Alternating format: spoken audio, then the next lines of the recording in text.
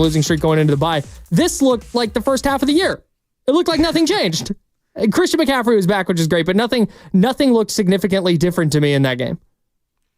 It's about the optics, right? Yeah, you won. You got the outcome you needed. You seemingly go a game up, I guess, in the NFC West. You push down the Buccaneers another game, and you get the win. But there was infighting on the sidelines. It was ugly. It was penalties. Thankfully, there wasn't many turnovers outside of that one fumbled punt. But really, the Niners today dodged a bullet. The Buccaneers didn't have Mike Evans, didn't have Chris Godwin, didn't have Tristan Wirfs, who got hurt in this game, didn't have Tyke Smith, and yet somehow the Niners continue to play down to their opponents. And you got to give the Bucs credit. They fought and they fought and they fought the entirety of the game, backs against the wall, at home. They're beaten, they're broken, they're bruised. San Francisco's healthy, off the bye week, got Juwan Jennings back, Deebo Samuel seemingly fully healthy, maybe not entirely. Christian McCaffrey's back, reigning Offensive Player of the Year. The defense is relatively healthy off the bye week. You're feeling pretty good. Like, this is a game for San Francisco to score 30-plus points against a really bad Buccaneers defense that was in overtime 6 days ago against the Chiefs on Monday Night Football, and yet somehow you're squeaking out victories. I know they got the win. That's the most important thing, but it's the optics, right? It's the zooming out, like you said, Kyle. This game looks nothing. It was supposed to be different. It looks exactly like week 3 against the Rams, week 4 against the Cardinals. It looks exactly like this team didn't have a bye week, didn't have Christian McCaffrey back, and was still banged up 2 weeks ago. This is a team that continues to get in their own way for sure, but also they're making critical mistakes in pivotal areas, missing 3 kicks. Brutal. I mean, I get it. 3rd-round pick, Jake Moody, that pick was criticized when it happened, and my goodness, 2 years later, or a year and a half later, whatever it is now, that pick looks like a disaster. Andrews Carlson back. Matthew Wright, can you get off IR right now? Because my goodness, this kid's costing us 10 points a game. San Francisco should have had 30 had it not been for Jake Moody. Yeah, that's what, and look, this is where we were talking about that here in the studio, and if you want to jump in, please do. 888-957-9570. 49ers get a much-needed win, but it was a little bit shaky. How you feeling, Niner fans? 888-957-9570. Tap in with me. I'm Kyle Madsen, Sterling Bennett rocking alongside me. We're going to take you right up to 3 o'clock, where Mark Grandy will have you for Warriors Live, but this is where it's tough because Moody drills the game winner. He hit the biggest kick of the game, and you're right, He cost him 9 points. Misses 2 to the left, pushed 1 to the right. Like, you don't love to see that, but we saw that with him last year in preseason. He missed a couple to the left, missed 1 to the right. And it was like, man, is this going to be a problem all year? But then he got recalibrated, and he made his kicks. The fact that he made the game winner, to me, means the 49ers are going to stick with him. They're going to go, okay, He's been out a few weeks. He had the high ankle sprain on his right leg. They're just going to keep rolling him out there. And the fact that, honestly, I think the fact they rolled him out there for the game winner is every vote of confidence that Kyle Shanahan needed to give. So I think sitting here going, oh, they got to get rid of Jake Moody or they're going to do this. Yeah, it's definitely a conversation, but I don't think the 49ers are going to do it. He hit the big one. Which is so frustrating, right? Because they fire Steve Wilkes, they won't fire Brian Schneider. They trade Trey Lance away 2 years after he was the 3rd overall pick to the Dallas Cowboys for a 4th rounder, after they invest and waste 3 first-round picks for him, but they won't get rid of Jake Moody, who has been a liability for 2 years. And I get it, it's a couple games here or there. Last year, towards the end of the season, he seemingly kind of found his footing, and you thought, okay, year 2, he'll be better. But when you're talking about a team this year, that the offense has not been great. They still can't score in the red zone, my goodness, even with Christian McCaffrey back. Shanahan's offensive play calling, not running the football on 1st and 2nd down. Tom Brady's calling them out in the broadcast booth almost every single time they're down there. Just discombobulated. There's like this weird glitch in the system still for the San Francisco 49ers offense. That's when you're not playing well offensively. Guess what you need? A kicker. Look at the Pittsburgh Steelers. Well, they've been terrible on offense for 5 years. Chris Boswell has been their MVP, saving them year after year. There's a reason Mike Tomlin has yet to have a losing season. His name is Chris Boswell, hitting game-winning kicks against Baltimore and Cleveland and the Bengals. The Niners need that if their offense isn't going to be full systems go, and I get it, it's CMC's first game back. Yeah. But when you talk about a team that with the expectations they had, and maybe it's more of an issue with the fans saying, oh, CMC's back, things are going to be different. Maybe that's a little too, give it time, it'll eventually turn its head, but we're 10 weeks into the NFL season. They're not going to turn things up. This is who they are. Exactly. You got to have the kicker to get you a free 3 points here. There. That's the difference in games like this. Yeah, you said it. This is just kind of who they're going to be. Can they win a Super Bowl this way? I don't think so. Is there improvement? Is there improvement to come with Christian McCaffrey and getting acclimated? He had 19 touches today. McCaffrey did 13 carries for 39 yards. He also added 6 catches for 68 yards. I think that impact in the passing game was kind of what everybody was waiting to see. But as far as McCaffrey goes and as far as the red zone stuff goes, this is a well-coached Buccaneers team that was selling out to stop the run. I thought the 49ers' problems offensively today was that Brock Purdy was not sharp, especially early in the game. He made a couple of really nice throws, especially at the end. The throw down the sideline to McCaffrey, the kind of blind throw into the fadeaway back foot, just threw it up and said, "Go get it." reminded me of the touchdown throw to George Kittle last year. Same side of the field, same type of route, where he knows there's no safety over there. He knows that his guy is going to be the only one who can run under that. I loved that throw, loved the touchdown to Kittle, but there were some throws early on where you saw the Bucs stacking the box. They run a ton of 8-man boxes, and you saw them stacking the box trying to stop the run.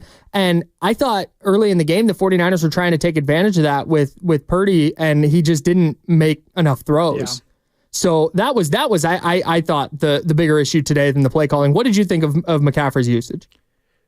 I liked it. It was under 20 touches. Now it's 19. It's 1 touch difference. Who knows? Whatever. But there was a lot of kind of different reports out there. He's on a pitch count. They want to get him under 20, and really didn't know what he was going to do. I was surprised we didn't see more Jordan Mason today. I don't know if the shoulder's still bothering him. We saw Isaac Guerrero in the red zone today. That shocked me for sure. But I like CMC's usage. He seemingly is healthy coming out of the game. He didn't seem to want to come off many times when he was supposed to. So that's good to see. He's a competitor out there, and I didn't mind it. But to your point about Brock Purdy, I think one of the frustrating things this year was San Francisco, and mainly in this game, while they won 3 points, sweat off the brow, when they've needed, because they can't execute, on first and second down, wherever they're at on their drive, they have to have these amazing clutch plays. Brock Purdy fadeaways, Brock Purdy jump throws, Brock Purdy in the red zone scrambling to extend plays, hitting George Kittle on a tiptoe in the back of the end zone, because they're not executing on the normal first and second downs. Yep. They're having to have these Superman, superhero kind of plays where those are great. You'll take those all the time. But because they're getting behind the sticks continually, and Brock Purdy today in that first half was throwing behind guys, throwing high to guys. I know he had the big touchdown pass to Ricky Pearsall, his first career touchdown, which is great for Ricky Pearsall. Yep. But a lot of the offensive inconsistencies in this one in the first half especially was because of Brock Purdy. Yeah. Maybe it was the bye week rust and he was hot out there. I don't know why, but you think Tampa Bay, Florida, it's warm out there. It feels like a good environment to throw the football around. Yep. And for Brock, it was like, we've seen you struggle in rain. This is the exact opposite of that. So what's the excuse today? You're throwing behind guys. Your timing's off. Debo's not involved in the offense. It's a Juwan and Pearsall thing. So Brock Purdy, to me, really hindered this offense in that first half. Yeah, he did. The playmaking came out a little bit in the second half. They started to get Deebo Samuel a little more involved. I overall offensively today, I was a little bit disappointed. But the other thing is McCaffrey's first game back, and you can see we talked about this a little bit before, but he just moves different than Jordan Mason. Yeah. The running game just looks more fluid with Christian McCaffrey back there. So I'm really interested to see what it looks like against a run defense that maybe is not as stout as Tampa Bay is capable of being. And I'm interested to see what this looks like going forward. But I also don't think that 13 carries for Christian McCaffrey is what the 49ers are looking to do moving forward. I think they're going to want to run it more than what they get, 22 carries today. That's a number that they want to go over on a game in, game out basis. I think it just wasn't there today. And to your point, Brock Purdy was not great early on, but then you go look at his stat line, and Tom Brady said it during the game. It's the sneakiest 300-yard game of all time. If you did not show me stats, I would have been like, I don't know, Brock maybe had 250 today. It just didn't look great. But then you go look at 25 of 36 for 253, 2 touchdowns, no interceptions. That's a pretty good game for a guy who didn't play well. you probably got about 25 points of fantasy today if you started Brock Purdy. Yeah, you're feeling good about it. Right, like, oh yeah, I'm probably going to win this week. But, I mean, it just felt like we've talked about this over and over again this year, that every yard feels like they're fighting tooth and nail to gain. And they've had no problem getting to the red zone. Today, had no problem getting to the red zone. But you just watch them. It is almost like someone unplugs the system as soon as you get inside the 20. Yes. And for Brock today, not even in the red zone in particular, but in that first half, people were saying, oh, he looks terrible. I didn't think he looked terrible, but there were just so many throws he left out there that put this team behind the sticks. What they have, like 13 points or 10 points going into halftime. 10. It's not where you want to be. The Bucs could not move the football offensively in the first half. This defense came to play in that first half. They were stuffing the run. They couldn't move the football with Baker playing quarterback. It looked like they didn't have Mike Evans and Chris Godwin. Yeah. And they continually, the offense could not put points up. And credit goes to the Buccaneers defense, but I'm sorry, when you have George Kittle and Deebo Samuel and Jawan Jennings, Ricky Pearsall, Christian McCaffrey's back, although maybe limited in certain aspects. You have Jordan Mason, who walked into this week still the NFL's fourth leading rusher. Maybe he's a little banged up here or there, but you're off the bye week. This should be a game where we talked about self-scouting, getting back to the basics and figuring things out. This team looks still stuck in the mud. And unfortunately for Niner fans, they won. They're 5-4. You're feeling maybe okay after this one, but I put on Twitter, do you actually have faith this offense can answer and score some points? And it was a collective no. And that's the exact opposite of where they were last year. Whereas every drive, the expectation was touchdown, touchdown, touchdown. Now it's like, can they even get a field goal? Yeah. That's a scary place to be for a team trying to go to the playoffs. Yeah, man. And they don't have the defense that they've had in years past. Where you feel okay about it if the offense isn't clicking on all cylinders. Like they've got a lot to figure out. Let's head to the phone lines. 888-957-9570. He's Sterling Bennett. I'm Kyle Madsen. This is Overtime. We're hanging out with you, taking you right up to Warriors Live at 3 o'clock. So make sure to stay locked in here to 95.7 The Game. Warriors tonight, of course. But we've got a Niner game to get through first. Jeff in Rhode Island. I think he's on the same page as us here, Sterling. Jeff, what do you got for us? Hey guys, how's it going? Yeah, another game to sweat out with this team, and my problem is we come off a bye. We have Christian coming back. We have Jennings coming back. I'm thinking this team is going to be fired up. 30 plus points. They're going to make a statement. And the other thing is they made a statement. The same thing they do every week. Penalties, special teams. And I'm looking at this team, and I'm like 5-4, and I'm like, this team really isn't a competitive team. It's certainly not a playoff team. And looking on who they've got coming up, I mean, how can we feel good about seeing them play the Bills, Detroit, Green Bay, Seattle, Arizona? I mean, I just don't have a good feeling going forward. And I was wondering, like, what do we have to do? And get your thoughts on it. Great. Thanks, Jeff. Appreciate the call. I would push back a little bit on them not being competitive. They're competitive. Yeah. They're just not competitive at the level, and I think this is what Jeff is getting at. They're just not competitive at the level we're used to seeing them be competitive at. If last year's 49ers team beats this version of the Buccaneers by 4 touchdowns, is there any doubt about that? No. Right. And that's I think what we're all kind of grappling with is this is a team that largely kept last year's group together. They went to the Super Bowl. They were the number 1 seed and pretty dominant for most of the season, save for that little 3-game losing streak in the middle of the year.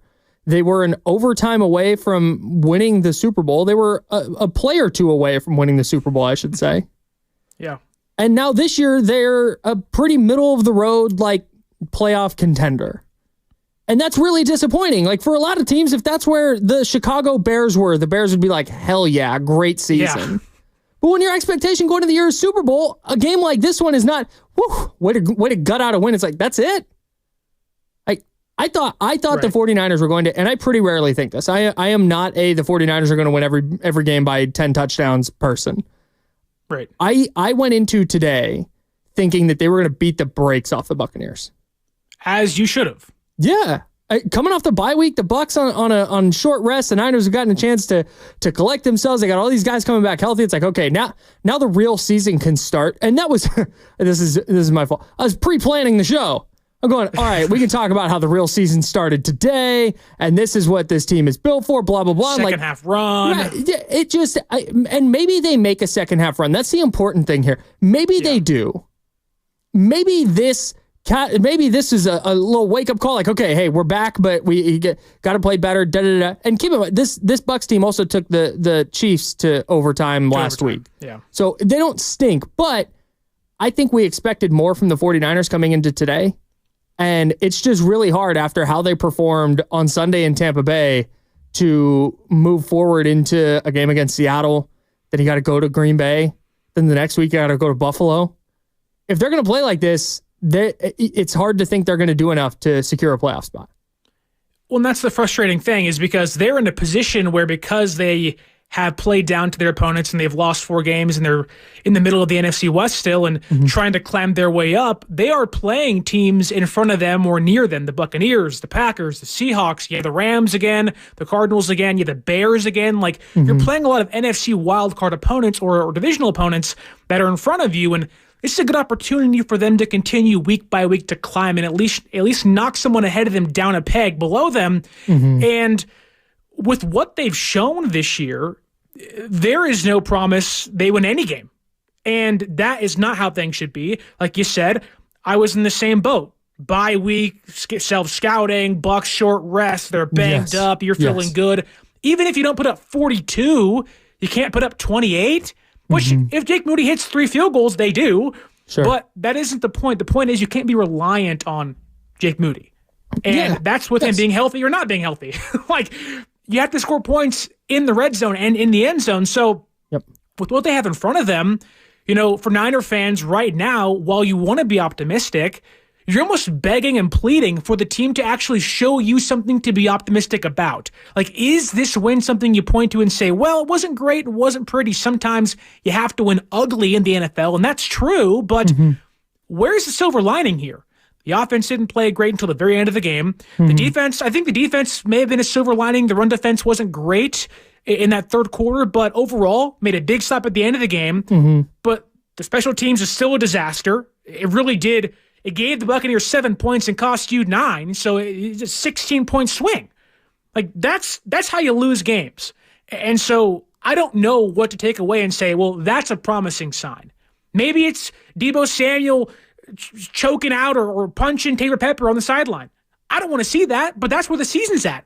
The team is infighting now. That's how frustrating it is for them, because they know they're partially doing their job just enough to squeak by, and they keep punching themselves down a peg, and you can't keep doing that here. And so I just don't know, Kyle, where to look at and say, what is a positive from today? What is it, just the win? Like, what do I look towards and say, that's a good sign? Yeah, I'm going to think about that. One of the things that was not a positive from today was the special teams, and that's what Eric, who's here in the city, wants to talk about. Eric, what do you got on the 49ers special teams for us? Yeah, good afternoon, guys. Well, I guess I wanted to ask it as a more kind of existential question, as a reflection on Shanahan and some of his deficiencies as coaching, and how the front office might address exactly how much power they give him. Because I say Shanahan's probably lost 10, 12 games over the 7 years he's been coached because of special teams, and I thought we were headed for another one of these games. And it's kind of like he never invests really early on the offensive line. And last year we paid the price in the Super Bowl on that, on the missed block. And with special teams, I mean, we've had to have the worst special teams unit in the league over the past 5 years in totality. And so obviously you're not going to fire Shanahan. He's one of the best coaches, and he's gotten us to 2 Super Bowls and a whole bunch of NFC title games. But I just don't know how we address that, or the fact, I feel like you can't win the Super Bowl if you don't try and win. And I always feel like he's so afraid of getting doubled up before the half every single time.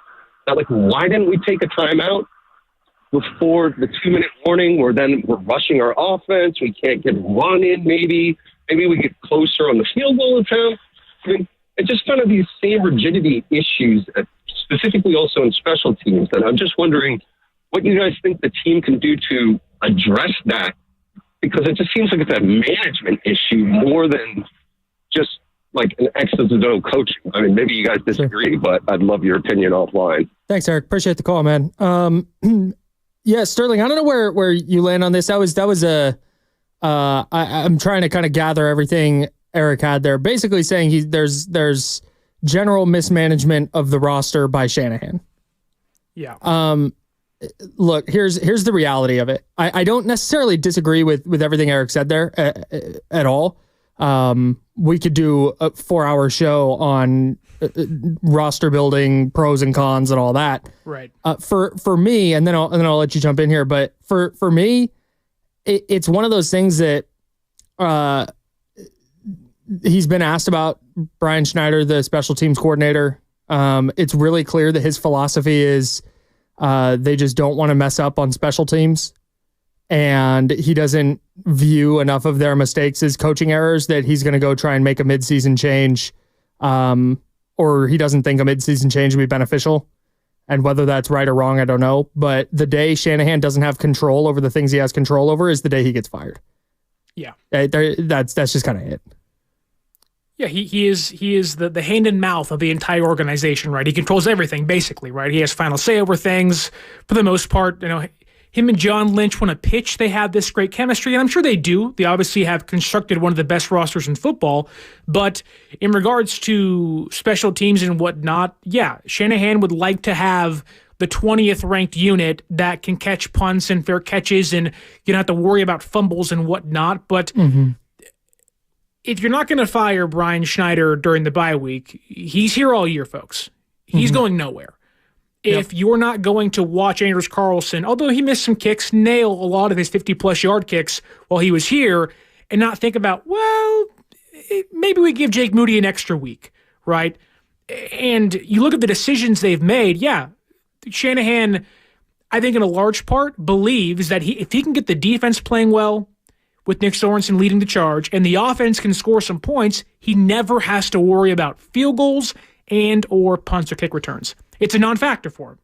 Well. And but like now, because those units aren't executing, they're a major factor in the outcome of games. Yeah. And I think for Kyle, his main focus isn't even looking at special teams. In his mind, he's thinking, if I can fix the offense, I never have to worry about it. Exactly. If we're scoring 7 points and they're scoring 3 points, great. I'll take it all day. Yep. And most teams would. But when you're not scoring points and you aren't executing and you can't get in the end zone, and then you're also missing field goals and you're muffing punts, feels like every single week, well, then you should take a longer look at things. I was so happy, and I hated it, but I was happy to watch Kyle Shanahan physically start yelling and screaming because Jake Moody missed that second field goal. It was like, finally, like this. Where's the emotion been about this? Like, he's not been great for a year and a half now. Yeah. The fans are fired up because they see this team has the potential to be phenomenal, great, and win it all. But the execution has been so poor, it has put you at 5-4, mediocre, and you're being dragged down by poor execution. Yep. And if you have a competent kicker or whether it's a special teams coach or a better punt returner, whatever it may be, you win more games. You will not cost yourself more games. It's not going to be an Achilles heel. It'll just be there to be, okay, safety net. Like this, oddly enough, they poured more money recently into special teams, yet they were a better unit with Richie James back there fielding kicks and punts. And he was a non-factor every single time. But he just caught the football and got off the field. Just do that from now on. It'll help you a lot more. That's it. All right. Will is in Berkeley. Dave's in South San Francisco. I see you guys hang in there. We definitely want to hear from you, and we want to hear from you all out there. 888-957-9570. That is the phone number. He's Sterling Bennett. I'm Kyle Madsen. This is Overtime. We're talking Niners win over the Buccaneers 23-20 here on 95.7 The Game.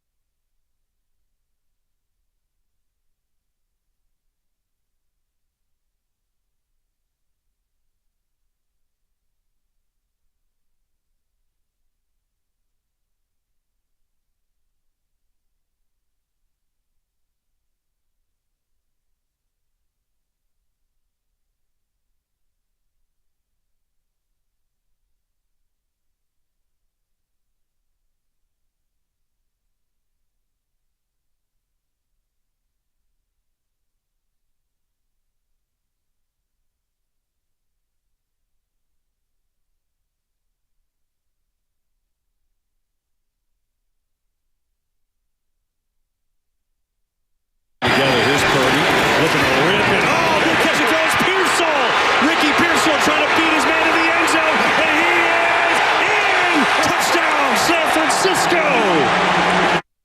Now back to overtime with Grandy, Madsen, and Bennett, with sounds from the locker room and your calls at 888-957-9570. Overtime continues now.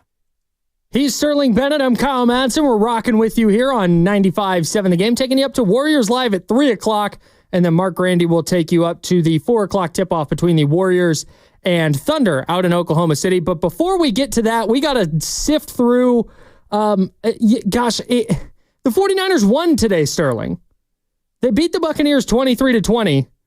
And because of the expectations that this team has, everything they do is based on, did this get them closer to a Super Bowl? And they needed to win today, just from a pure standing standpoint. They're 4-4, falling to 4-5 in an NFC where the current 7 seed is the Packers, who are a pretty good team, and they're at 6-3.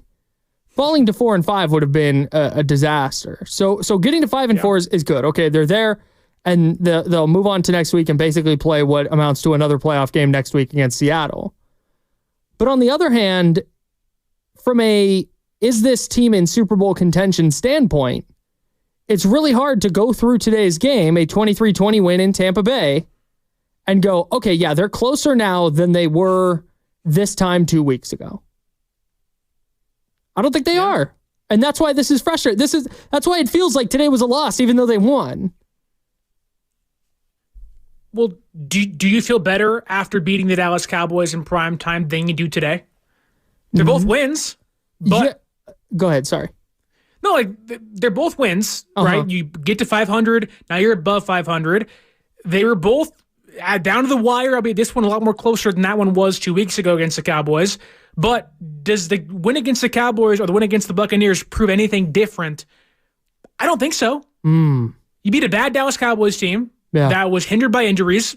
You beat arguably a more banged up Buccaneers team, playing better football, mind you. But, like, does this win, like you said, get you closer to a Super Bowl? Technically, standings-wise, record-wise, yeah. But, like, optics, how it looks, the more you believe. Like, does a win like this make you believe in this team more, even at that they won?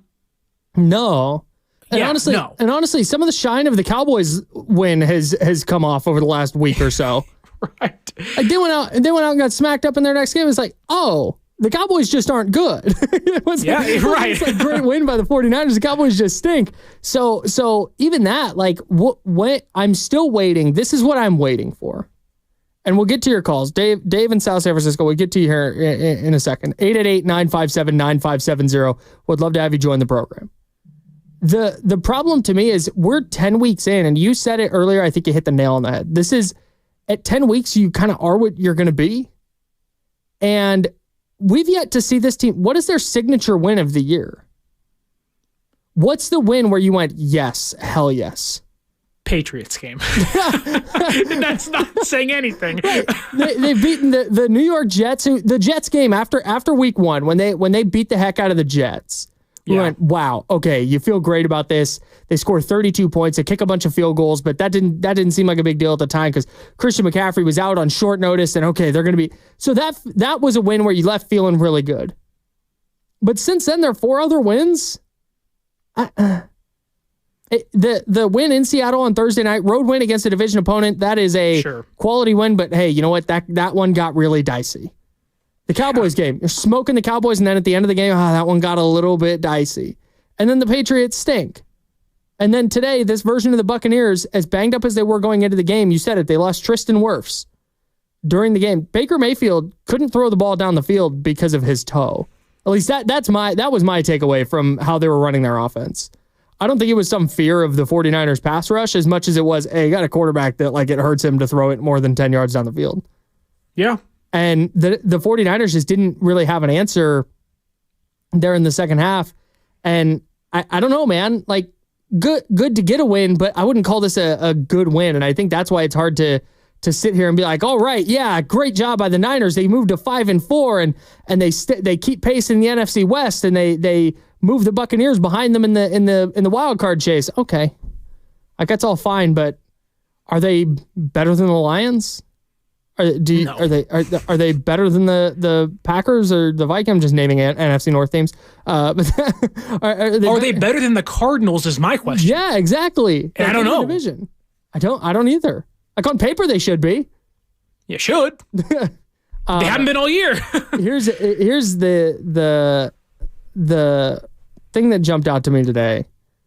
I was shocked, and the Niners still like this is why I'm concerned more than anything.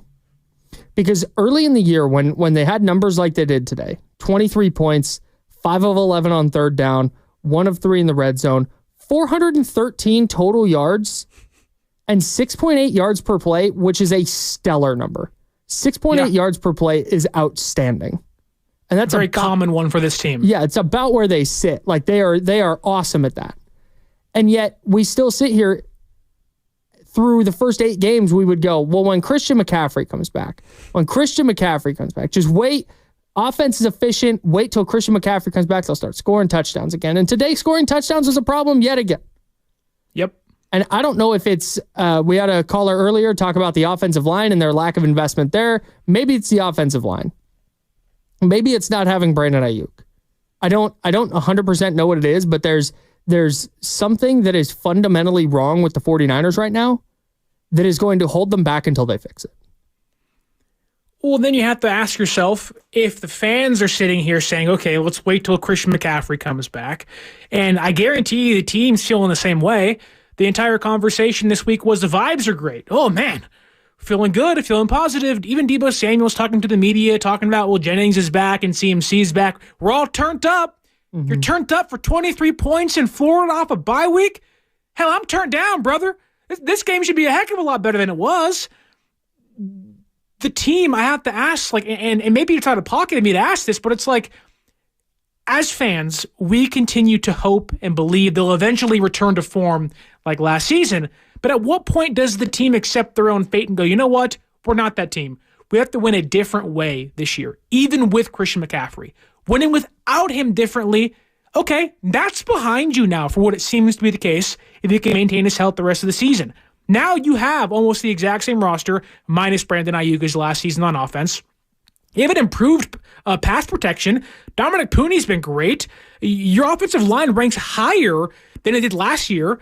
Like, okay, so if you're protecting the quarterback better, and now CMC's back in the fray, and you continue to have these games like this where you eke out against the Buccaneers, say the game against the Seahawks is close again like it was a few weeks back, then it's Green Bay on the road. Even if you win that game, albeit we may say, wow, what a great win. If it's a 23-20, it's you're trading punches back and forth, and it's a grueling snow or rainy day in Green Bay in the winter. Like, at what point does a team say, maybe we're just not as great as we were last year? So, like, do we have to embrace a different style of winning? Yeah, I think if they didn't do that over the bye week, right? Like that's a problem, because that's something we've been talking about for 5 weeks now. Like, maybe when this team wins now, it's just going to look different than it did, and maybe that's something that they've yet to come to terms with. But I think their lack of action at the trade deadline is a little bit of an admission that, hey, maybe this year isn't going to go as well as they hoped. And they've got, okay, an eye on this year, because maybe McCaffrey and Jennings coming back and Yetur Gross-Matos coming back helps the defensive line, and they fall backwards into a run because they're scoring 30 plus a game and their defense is giving up 23 a game, but they're just able to win in shootouts and they make a run. Maybe. But I think they've also got an eye toward the future, because they realize kind of what you're saying now. They want to win a certain way, and they can't with the roster they have.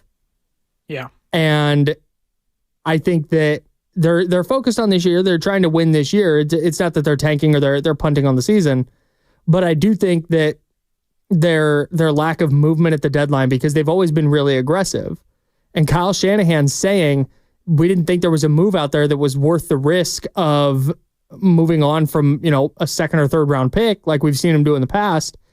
That to me says, oh, they think they need those picks, because they're worried about what this team's going to look like 5, 6, 7 years down the road, instead of sending a second for Azeez Ojulari, right? The defensive end from the Giants or whoever. Like, pick your favorite edge rusher who's available. Like, I think that was a little bit their thought process because, man, they're not there this year. And that's a little scary. Which, that's okay. If you want to keep your picks, realizing you have the oldest starting lineup in football, sure. And okay, we have to retool eventually, and we're going to lose some players this year, and that's okay. Every team does that eventually, right? But you look at the teams that have won multiple Super Bowls the last few years. The Chiefs, they're not winning the same way they were. Not even close. Even last year. Now, they may have tried to with Rasheed Rice and Hollywood Brown and tried to get more explosive, but things didn't work out yet.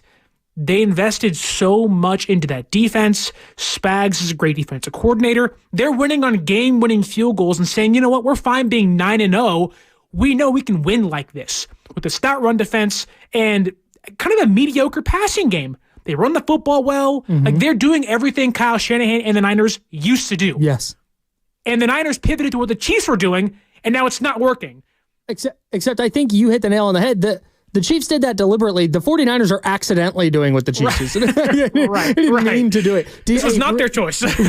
Real quick, did you see how the Chiefs won today? All I saw was the game-winning field goal. Or the block kick. They blocked a short field goal that would have been for the win by Denver. Ridiculous. They're already really good. Special teams wins and loses you games. Who would have thought, Kyle Shanahan? They're already loaded, and then they're getting stuff like field goal blocks to win games. It's ridiculous. Speaking of special teams, let's get to Dave in South San Francisco because I don't think are devoting enough time to today's hero/GOAT. GOAT, not the greatest of all time sense. GOAT in the nearly the reason they lost the game sense, Jake Moody. Dave in South San Francisco, what do you got? Hey, how's it going? Well, I'm glad they won. However, a couple points I wanted to bring up. Number one, Moody probably kept his job because of that game-winning field goal. Yep. But that shouldn't be the standard. He should have made all of them. That should be the goal. So I have some serious issues with the kicking department, although I'm glad he's doing better with that last kick. The other point was a lot of penalties in the fourth quarter. It's almost like the Niners could easily cruise to a win like last year, same style with Kittle and Purdy and everybody. But the thing is like they lose the game on their own accord from all these face mask penalties and stuff in critical plays. Can't they have like a team meeting and like really reinforce that to the players? It's just sad to watch them lose like 15 yards when they don't really need to do that. Anyway, that's all I wanted to say. Yeah, thanks for the call, Dave. I'm guessing that's the kind of stuff they go over in meetings pretty consistently. Right. But I don't. It's a weird thing because when you ask players about this, I would talk to Kyle Juszczyk, and I asked him like, hey, how do you figure out the red zone stuff? Like, do you put extra time into it, and he more or less was like, there's not enough time in a week to devote extra time to things. So you just put your normal work in and execute. And that was like his answer.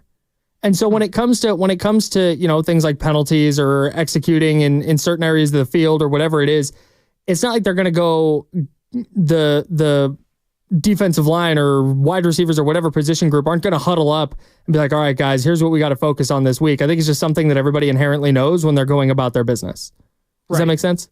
You've been playing football long enough to know not to grab a face mask. Like, come on. Yeah. And it doesn't need to be said. Right. Like everybody just kind of know. That to me, that last drive by the defense was just like a series of mistakes that I think happened throughout the course of a game and throughout the course of a season. They just happened to have them all stack up on the same drive in the most crucial drive of the game. Like literally, Warner gets the face mask 15 yards, roughing the passer on Malik Collins, and then illegal use of hands on Evan Anderson on back-to-back plays. Just brutal, dude. Like, if those don't happen, we're talking about maybe this game being 2020 and they don't make the field goal at all, or 20-17.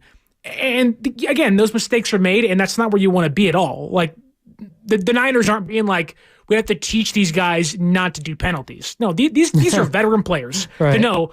I know what not to do out there. It's not a technique thing, and it's not even a coaching thing, really. But it really is just you have 3 back-to-back plays that hurt you, and each player has their head down like, damn it. Like, I didn't mean to do that. Yeah. And I think there are things that they'll go over on tape. You know, if there's maybe Jacob Cowing, there's something he can do different on the punt he muffed. Maybe you recognize that your guy's getting blocked into you and you move. Or maybe blocker has to go to a different spot on the field. I don't know that, but those are things they go over in film. It's not like they're gonna, like I said, gather around and talk about not committing penalties. Here's the penalty meeting today this week, guys. Yeah. It's not gonna happen. I'm guessing now if they have a certain, just to the caller's point, if they have a certain officiating crew that maybe calls an outsized number of illegal hands to the face penalties, then maybe they say, hey, watch that this week. But it's not, you know, I don't. It was mistakes that happened, just they happen to happen consecutively. The bigger problem for me on that last drive was get Baker Mayfield on the ground. Anyone? They tried. They almost did. The entire game, they can't get pressure. They can't get pressure because they couldn't get the Buccaneers into a 3rd and long. And lo and behold, they get him into a 3rd and long late in the game, and Nick Bosa comes up with a sack. Like, wow, look at that. Justin School can't block him for more than a second and a half, right? Who'd have thought? So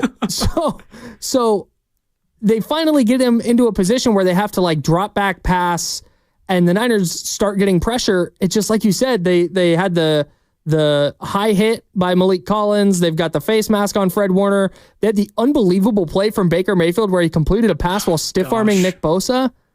Like, what's Bosa doing there? Just holding his arm.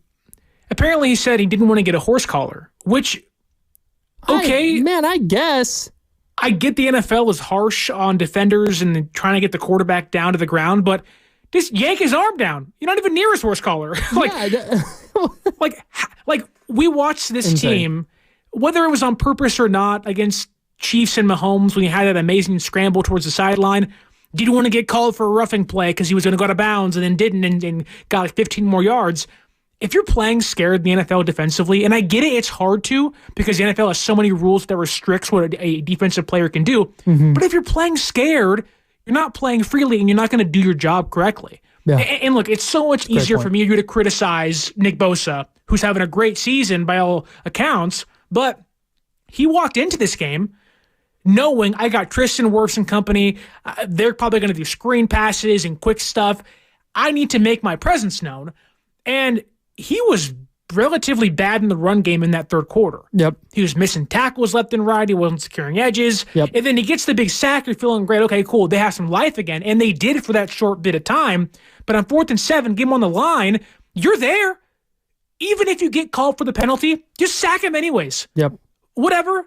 Like, make the refs have to make that judgment call. And if they screw you, then you have a grievance later about it. Yes. Okay, fine. But I did my job. I brought him down. Every other elite player would do that. Yep. Watt, Garrett, doesn't matter. Just sack the quarterback and let the refs do their thing. Yes.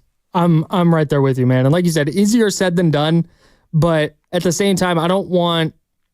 This is the same problem when on the Patrick Mahomes run down the sideline and they were talking about, they thought he was going to go out of bounds and they didn't want to hit him. Like, so what?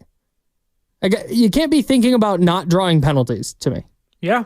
Like you just have to go out and play. That's kind of where it lands for me. Which is so funny because Jimmy Ward, who I know isn't here anymore, in the Super Bowl, laid it on Mahomes at the goal line. Said, I don't care. Call a penalty. What do I have to lose? Yep. Like, I'm going to make sure I get a free shot of the quarterback as a runner. I'm taking a shot. Yep. You might as well. Don't hurt the guy, but you want to lay some wood on a dude, do it then. That's a free chance. If they get a penalty, whatever. Yeah. Yeah. Play fast, man. That's it. Yeah. Swarm. Yep. Right? Swarm. That's it. All right. Miles in Fort Mason wants to talk about the special teams units. Plenty to talk about there today. The 49ers, 3 missed field goals, a muffed punt. Miles, what do you got for us? Hey, guys. Thanks for having me on. As we said, this is a multiple-year deficiency within our special teams department. And I think it's very arrogant of Kyle to say, I don't like watching special teams film prior to the draft. Hopefully I won't have to do it. But then also to take Moody 99th overall as if such a high position. And then I thought, the recent weeks were a good example as to when he gets hurt. We signed multiple dudes who came in off the street, were knocking down field goals for us, no problem. And so, just the mismatch of priority, not a priority, and now you get Tabor Pepper and Debo shoving each other on the sideline. This is embarrassing, bro. Yes. Just not looking good on the entire team. It should have been a 12-point margin as it was. And I think outside of special teams, I think play calling, again, a little vanilla. I know Brock had great numbers today, but I thought a lot of his numbers were kind of padded by, about 10 checkdowns, to CMC and other guys, to where, just would have liked to seen a little, more farther downfield development. So I'll take the win. Don't get me wrong, but it feels more like a loss. Yeah, honestly. Yeah, it's a little bit the vibe today. Thanks for the call, Miles. I'm going to push back a little bit on the Brock Purdy thing. I thought he did a really nice job of managing the game today, which is something he hadn't been doing. I thought early in this season, he got into some trouble by too often trying to throw the ball deep and trying to push the ball down the field. I thought we saw him push the ball down the field several times today, but when there was nothing there, it was the check down to McCaffrey. And that's living to fight another down, turning a 2nd and long into a 3rd and manageable just based on a check down instead of getting the entire 2nd and long all at once. Like, that's good quarterbacking. If there's throws open down the field, please take them, by all means. But when there's nothing open down the field, there's no problem for me with taking the easy throw, taking the easy yards. I don't have a problem with how he played in that area at all. Well, that's exactly what you wanted with CMC back. Yeah. You wanted to get Brock more comfortable on 2nd and long, 1st and long, and just, give CMC the football and turn what is now a 2 and 10 into a 3rd and 4. That's okay. Like, any quarterback would take that. Mahomes does that every single week, and that's okay. That was the whole purpose of getting Christian McCaffrey back in here. Yep. And, Brock missed some throws for sure. He had Juszczyk wide open for a play, but maybe the pocket wasn't there for him. And there were some plays early in that first quarter, which, again, maybe that's rust and whatnot. Purdy missed some throws for sure. And even some of the throws he hit were inaccurate throws that were still caught by his receivers.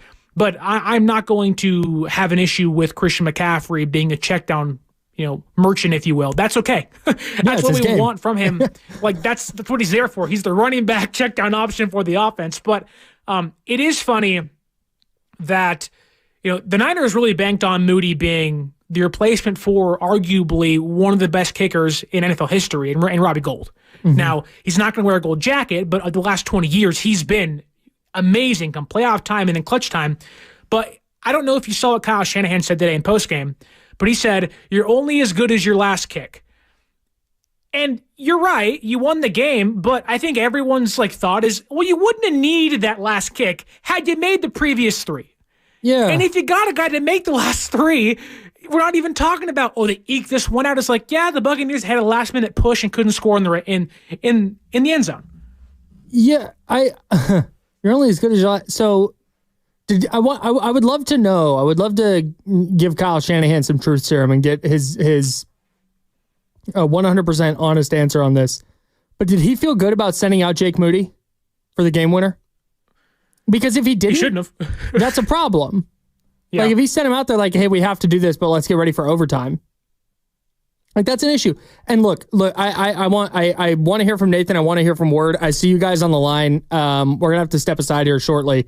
So hang in there, please. Definitely want to hear from you. And of course, anybody else, 888-957-9570. We're taking your calls up to 3:00. Then we'll hand it off to Mark Grandy with Warriors Live, and he'll take you up to tip-off from Oklahoma City, where the Warriors will play the Oklahoma City Thunder. The problem for me is not the. I don't think Jake Moody sucks. I don't think he's a bad player, just from a pure statistical standpoint, right?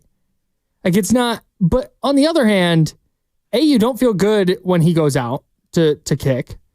B, the 99th pick thing matters here. Yeah. The fact that they signed, like the caller just said, Anders Carlson and Matthew Wright off the street, they go 8 for 8 on field goals. Not that I think those guys are necessarily better than Jake Moody over a 17-game sample. Like we saw Anders Carlson miss an extra point. Like it happens. Those guys are on the street for a reason. But the fact that you had two guys who were just chilling on their couch come in and go 8 for 8 on field goals leads me to believe that you can probably find a good kicker without using a top 100 pick on one. You know what I'm saying? Brandon Aubrey in Dallas was the best kicker in the league. He was playing soccer in Canada or whatever he was doing. Yeah. I think he was in the CFL. Is that right? He was playing somewhere professionally, but he wasn't in the NFL. They just signed him as a free agent. So that's my problem with Jake with the whole Jake Moody thing.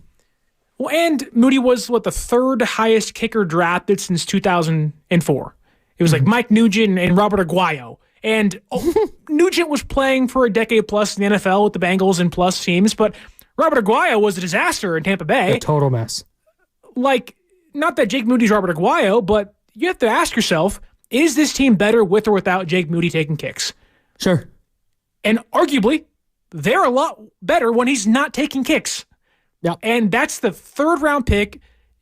Like, it just makes you shake your head and say, like, what are we doing sometimes with Kyle Shanahan? You're only as good as your last kick, unless you miss 3 in one game, in which case I'm going to worry about the 3 that got missed. All right, Sushi Steve, Nathan, I see you guys. We'll hear from them next. And, of course, we'll hear from anybody else who wants to tap in. 888-957-9570. This is Overtime. He's Sterling Bennett. I'm Kyle Madsen. We're here on 95.7 The Game.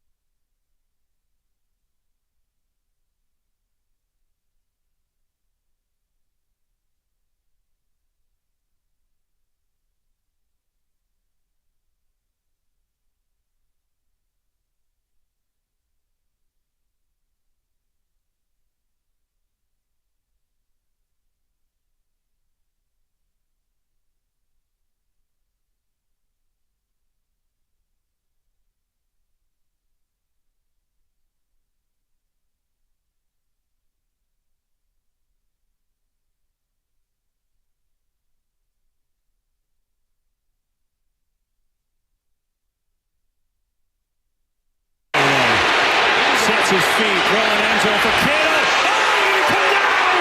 He did! Touchdown! Now back to Overtime with Grandy, Madsen, and Bennett, with sounds from the locker room and your calls at 888-957-9570. Overtime continues now. Hey, man, I'll tell you what. I've been nitpicking Brock Purdy all day. That throw to George Kittle for the touchdown was one of the best throws he's ever made. It's beautiful. That was unreal. It's why he's so frustrating, man. He'll stand in the pocket. He'll step up into a clean pocket and airmail Jawan Jennings in the middle of the field. And then with nothing happening in the red zone, he'll scramble out to his left, set his feet, and under pressure, throw an absolute dime into the back corner of the end zone. Hey, man. Sure, man. Whatever. It's like, cool, whatever works, right? but then it's like, yeah, whatever works until it's like, oh, well, it's not actually working anymore. So we got to figure things out again. Yeah. Has your opinion of Brock Purdy changed the last few weeks? Maybe a little bit. But I'm not, only insofar as I thought there would be an ascension coming. Okay. I think the fact that he's been able to have success differently is a plus. But the last couple of weeks, it seems like he is missing throws that he wasn't missing. Yeah. And I don't know if that's the way defenses are playing him, where he's more indecisive in the pocket because he's not just stepping up and ripping throws into the middle of the field because defenses are defending that area differently. But he just looks a little more indecisive and a little bit more unsure. And then he's missing throws he never used to miss. But I'm not at a point where I'm like, oh, he's not as good as I thought he was. He just hasn't ascended at the rate that I thought he might this year. It does feel like that, whether it's dropping more linebackers in the middle of the field or disguising coverages differently this year, the Buccaneers did a great job today with Avonte David and company, taking away the middle of the field for him. But it does feel like they're forcing him to throw more towards the sideline, which he hadn't really struggled with last year. And at times hasn't struggled with this year. But the game against the Cowboys started off kind of rough in that first half and took them a while to get going until they kind of scored some points in the second half. And this game, that first half, again, this mission throws high. Like, there were balls that are normally interceptions in the NFL that he got away with today. Yeah. And I know he didn't turn the ball over once, although he fumbled today. Again, he managed the game well, but it was just like, you are kind of riding that thin line of mistake or really great catch. Well, and that's not where Brock really has been throughout his career. Sure. I think the other thing with Brock that stands out, and Nathan and Beaumont, I see it, we'll get to you here in a second, but 888-957-9570 if you'd like to join the program. This is Overtime. He's Sterling Bennett. I'm Kyle Madsen. The problem, I think, that if I'm calling it a problem, is that there were opportunities for Purdy to be the guy that was the rising tide that lifted all boats, right? Like, to be the guy who, man, you know what? Nothing's happening in the red zone. They're having a hard time scoring touchdowns. He's going to individually make a great play for them, like he did today with George Kittle. Like that touchdown that we heard on the way back in. Shout out to Kevin Burkhardt and Fox Sports for the sound. That play right there was like, man, that was a quarterback making a great play. And I don't feel like we've seen that enough, particularly in the red zone. So that's I think kind of where my nitpick overall of him comes in is between the 20s he's been awesome, but man, down in the red zone just feels like the creativity goes away. And I was hoping that he would be the guy to kind of lift them out of that rut, and he hasn't. Maybe I'm being dramatic, but that's kind of how I'm viewing this season for him. It almost feels like the Niners, yes, are kind of being plagued by the expectations that we and they have set for themselves.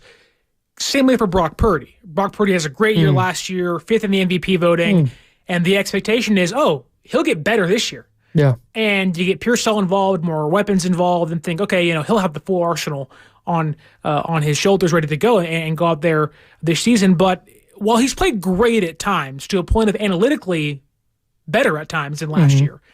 But there still seems to be like there was a drive today where the Niners were down 13-17, and literally Brock Purdy made every single play for San Francisco. Yes.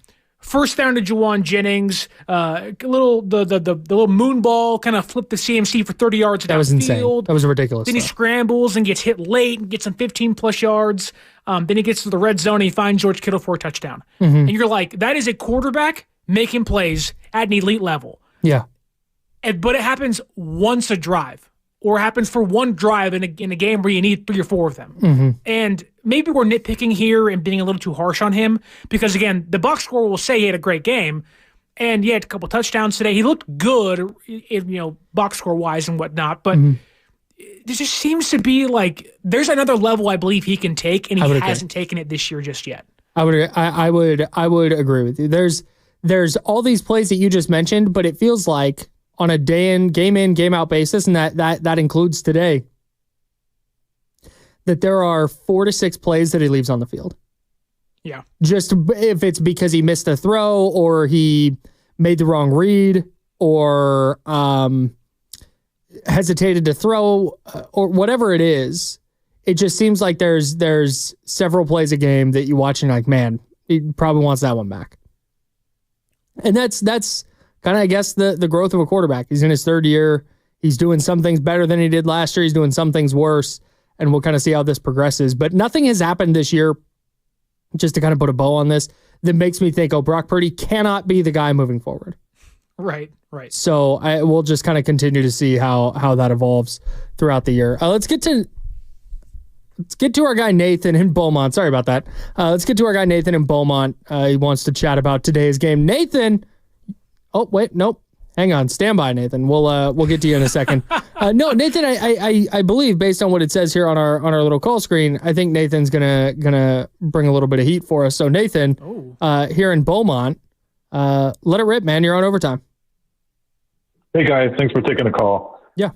Listen, I just think that the 49ers are no longer a great team at anything. They're just good. They're just decent at best. So these mistakes that we're seeing from the team, it's always with special teams or penalties or just some plays that are just missed.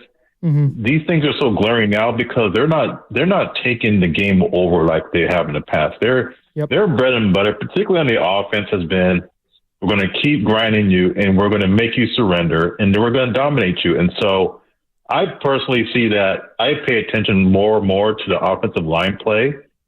And to me, I have not seen this line in forever really take a game over and just bully somebody into submission. Tampa hung in there. Even during the wins, these teams are hanging in there. And so if they're not doing it up front, then the red zone issues are going to continue no matter who's playing. Now, Purdy, as you guys have said, he missed some throws. Yes, he can get sharper.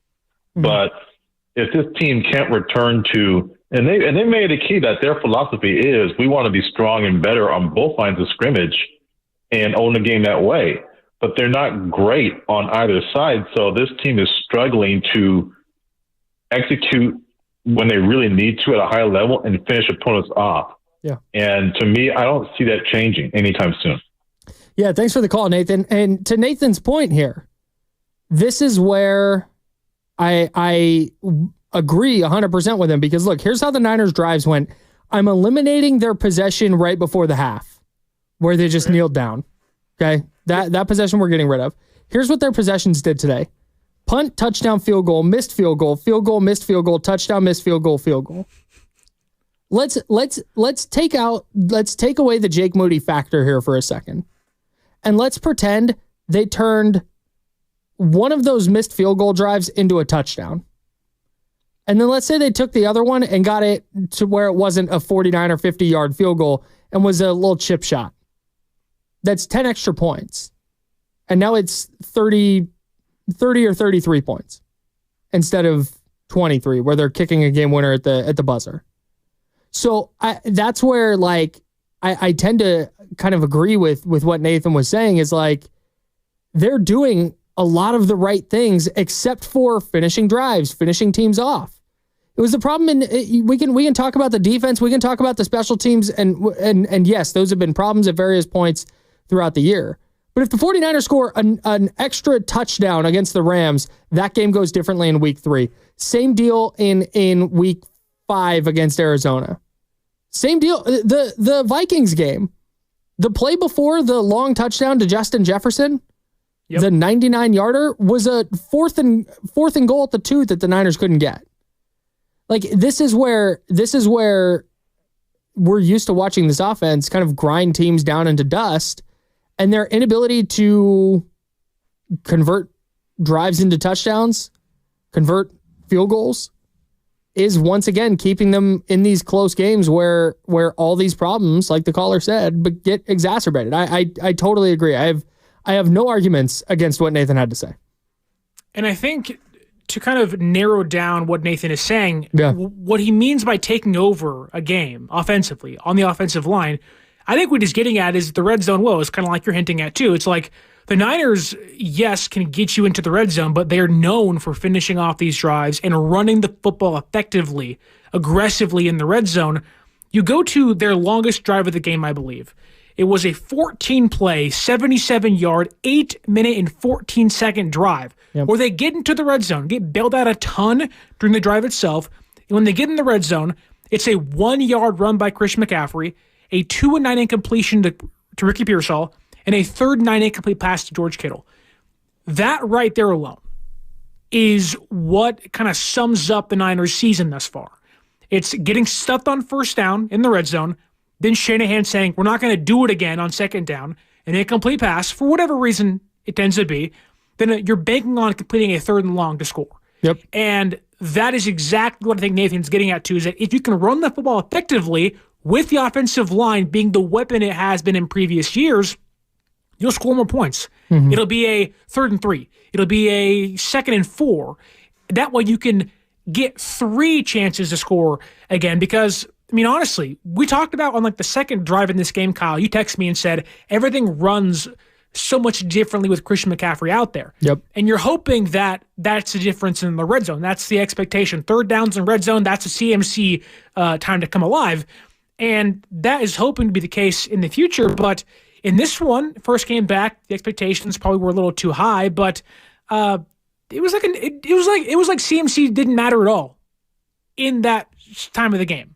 3rd downs and red zone, and there were check downs here or there to CMC, and you maybe got a first down, whatnot. But when you talk about the difference in games this year, it is the offensive line dominating in the red zone, running the football, and they're not doing that. That is the difference. That's what Nathan's saying. That's what you're saying. It's what I'm saying. It's what everyone's asking. How do they fix? Because that's what's going to help them win bigger games this season. Yeah. Yeah, just to that point, real quick, I've got their first red zone drive up here.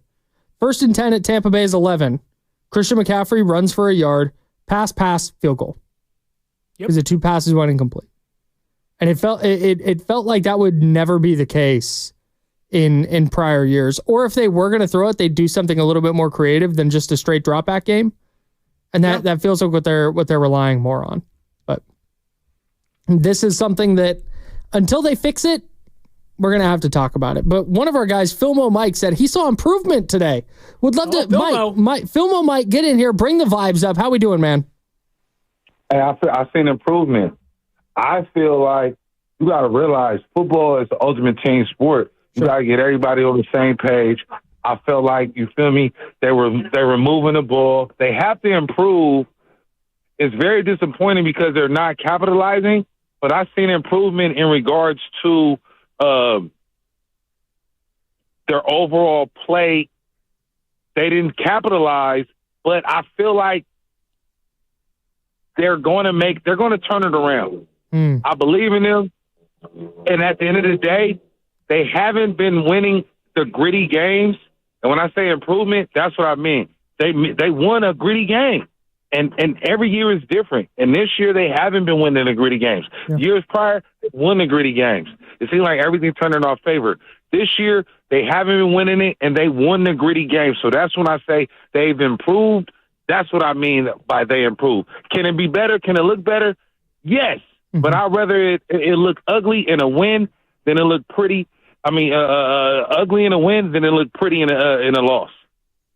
Thanks for the call, Filmo. Yeah, I I don't disagree, but I thought almost everything Mike said after the Seattle game, where they went in short week on the road. They smoke a 10-point lead in the fourth quarter, but never really trailed. And they got a couple of stops late and scored a late touchdown and put the game away. And it was like, all right, nice. They got a big special teams play in there. They got a really good drive on offense when they needed it. Their defense stepped up. Okay, there's the Niners. They're coming back.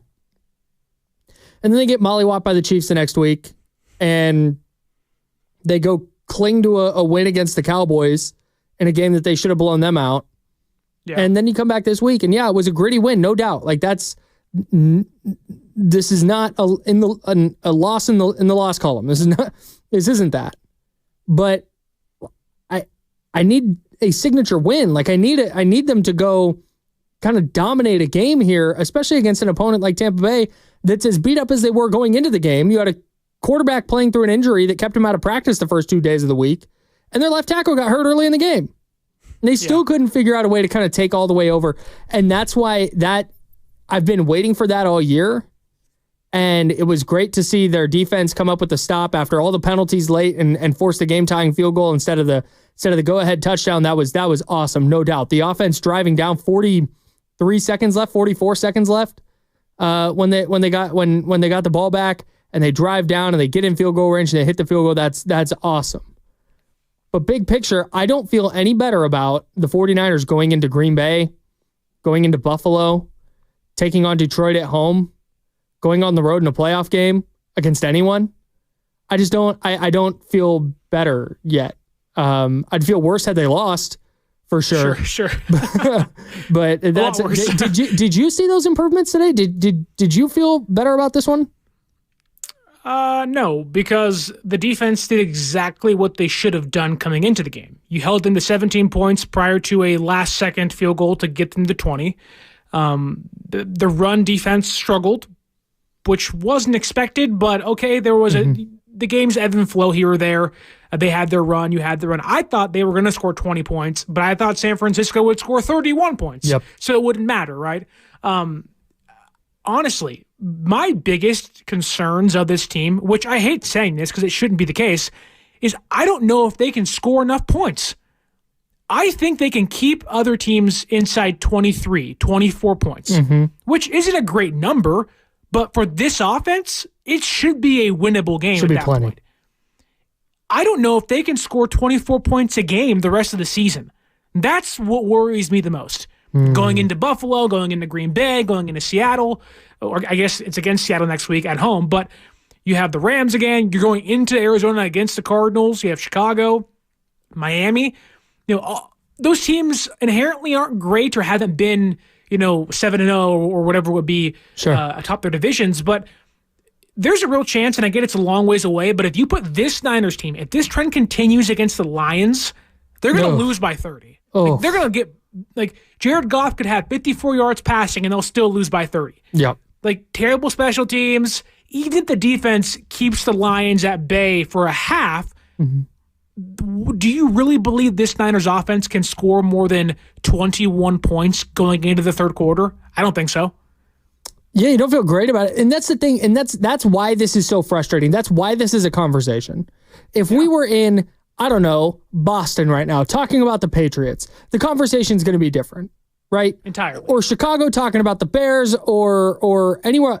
This offense has been so good and so prolific as recently as 10 months ago that the fact that we're not going into every game going, oh yeah, they can score 30 today. Like they can. I'm waiting to see it though, where yes, they've scored more than 30 points a handful of times this year. I get it. But I'm waiting for that consistent, dominant performance where they just wire to wire house somebody. Yeah. We saw it week 1 against the Jets. That was nice. But what we've learned about the Jets, it looks a little less nice. They're losing right now against the Cardinals. Oh boy. It's need the Jets to win that one, by the way. Yeah, we do.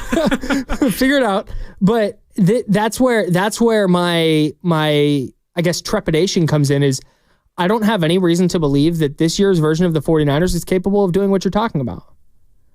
capable of going in. And yes, okay, we know that they're going to score in the range of 30 points.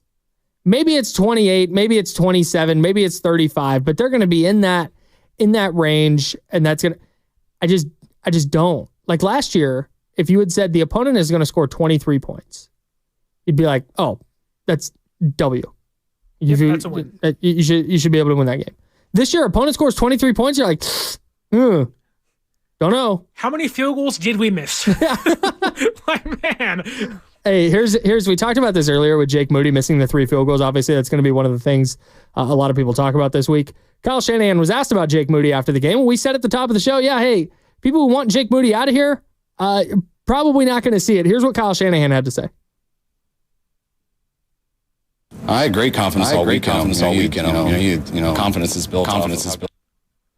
All right, here we go. Here's Kyle Shanahan. I got it. That's my fault. I was doing hand signals and trying to I'm like, you got it, I got it, and then thumbs up, and then we both. Okay, here we go. I had great confidence all week in him. Confidence is built off of how guys look during the week, and he looked great in the week. And he made some field goals today, but the one he missed was just a little bit left. Looked like the next one he missed was the exact same kick, a little bit left. Then it looked like he overcompensated for those misses and missed the exact same way, a little bit to the right, and fixed that a little bit, and it just went into the right on the last one. So you're only as good as your last kick, so he did a hell of a job winning that game for us at the end. Thanks to NBC Sports for the audio. Or the 49ers. So you get that from the 49ers. Thanks to the 49ers for that audio. Did a heck of a job winning the game for us. That's how you know Kyle Shanahan. Kyle Shanahan talked about kicking the way I would talk about kicking. Well, he missed a little bit to the left, and then he missed it a little to the left again, and then he missed a little to the right, and then he changed it and made it a little bit on the right. Cool. Man, I guess this is just it. Like we can wring our hands over Jake Moody, but he's going to be the Niners kicker. And that's the long and short of it. He would have to miss every kick next game, I think, for this to be a conversation. I mean, he missed the most kicks since 2019 in a game, so it's not like he's not on his way there right now. That's so tough. I get it. Yes, Kyle, he bounced back and he clutched up when the team needed him most. But again, and that goes into something, sure, but this is a guy that Brian Schneider told the Niners, I want this man as my kicker. He, and I quote, Jake Moody had the perfect workout. It's really hard to put the name or the word perfect next to an NFL prospect in the draft. Very rare. Every player has flaws, whether they're small or they're large, whatever. Whether it's Mahomes or it doesn't matter, Josh Allen, they had flaws coming out of college. Jake Moody had the perfect workout to a point we're talking about Jake Moody maybe should not even be rostered next week. Now, I get it, third-round pick and whatnot, but also, Shanahan, he wouldn't have need to make that last kick if he just makes one of the 3 he missed. Just one of them. Here's the funny thing about Jake Moody. The thing we heard all about him from Brian Schneider and from Kyle Shanahan. First of all, when Kyle Shanahan made the pick, he laughed about it. He made jokes with the media about it. Yeah. He called Jake Moody and he's like, hey, I wanted to draft a running back. Cool. This is where we're at? Should have. Man, what? I don't, so, but all we heard about was man, he's so clutch and he's this and he's that. And we put him through all these situations and he's just so clutch. And then every time you go, all right, Moody needs to hit this one, it feels like he's not going to hit it. Nope. His first game winner, he missed. And he missed a big one in Minnesota the next week. Missed an extra point in the field goal or in the Super Bowl. Missed a couple of big kicks today. It just, I understand the frustration, but it doesn't feel like he's going anywhere. So buckle up, everybody. He's missing kicks in meaningful games. Week 18 against the Rams last year. They win that game. It's there's no pressure. Just make the kick. Yep. And look, it's harder than we're making it sound, but it's if guys in grocery stores can do it when they're bagging my broccoli and my cabbage, so Jake Moody should be able to do it pretty easily. Hey, man. We're on the carnivore diet out here. Butter and chicken fat. All right, we'll have some game balls to give out. We'll also have any of your calls coming up, 888-957-9570 if you want to join the conversation. Sterling Bennett there. I'm Kyle Madsen. We're talking Niners win over the Buccaneers here on 95.7 The Game.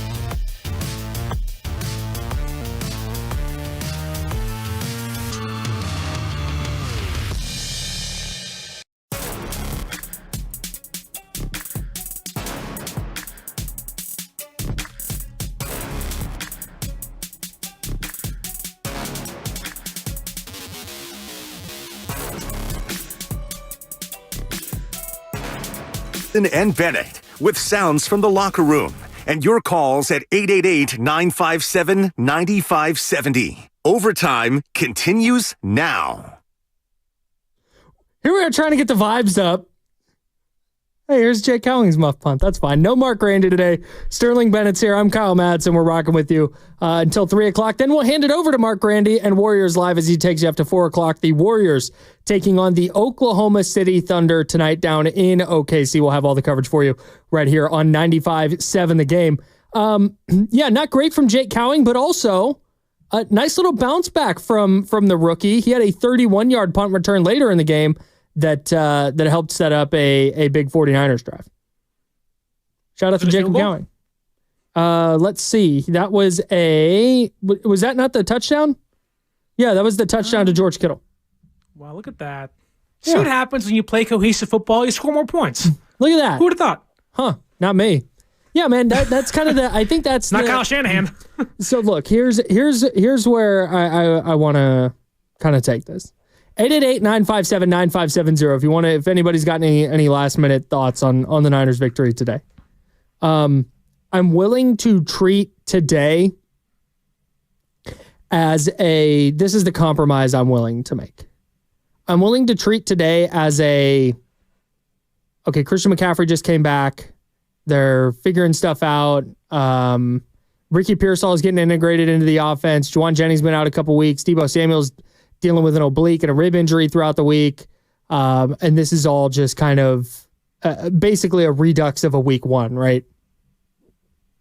But if that's the case, then that's it. You don't get any more of these. They need to flip the switch and turn it on next week. If there's a switch to flip, it has to happen. Because it's really hard to not look at their first 9 games and go, okay, this is just what this team is. They're just a middle-of-the-road team that might make the playoffs, and maybe they scare somebody in the postseason, but that's just kind of the end of it. That's where I land right now. I don't think I'm willing to make that same compromise. Okay. Now, I hope that's the case. Sure. I think every Niner fan would say, okay, if it means kind of this game-winning field goal, squeaking out the victory today to get better next week against Seattle, beat them, sweep them again this year, win an NFC West game, right? I think we'll all take that. I think everybody would be on board with what you're kind of tossing out to us right now, but I don't know if I can do that after a bye week, right?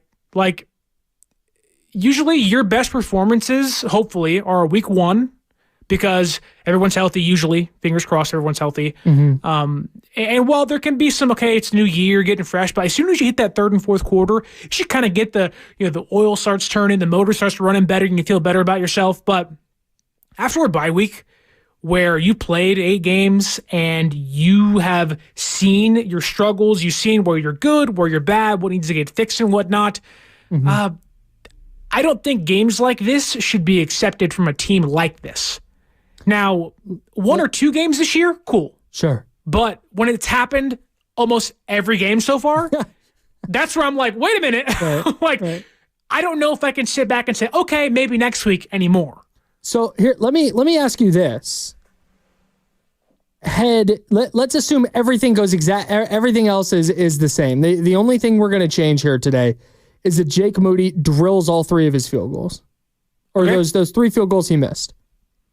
So let's call that, what is that, 9 extra points? So let's say 32-20 was the final score. Do we feel differently? I think so. And maybe not a lot. You still have questions of the red zone offense and the offense kind of stalling on drives, and which has plagued this team as well. But you're also talking about, wow, Jake Moody looked great. You put up 30 points for the first time, feels like forever. You didn't have a worry of, wow, this game was close late. You finally closed the game out.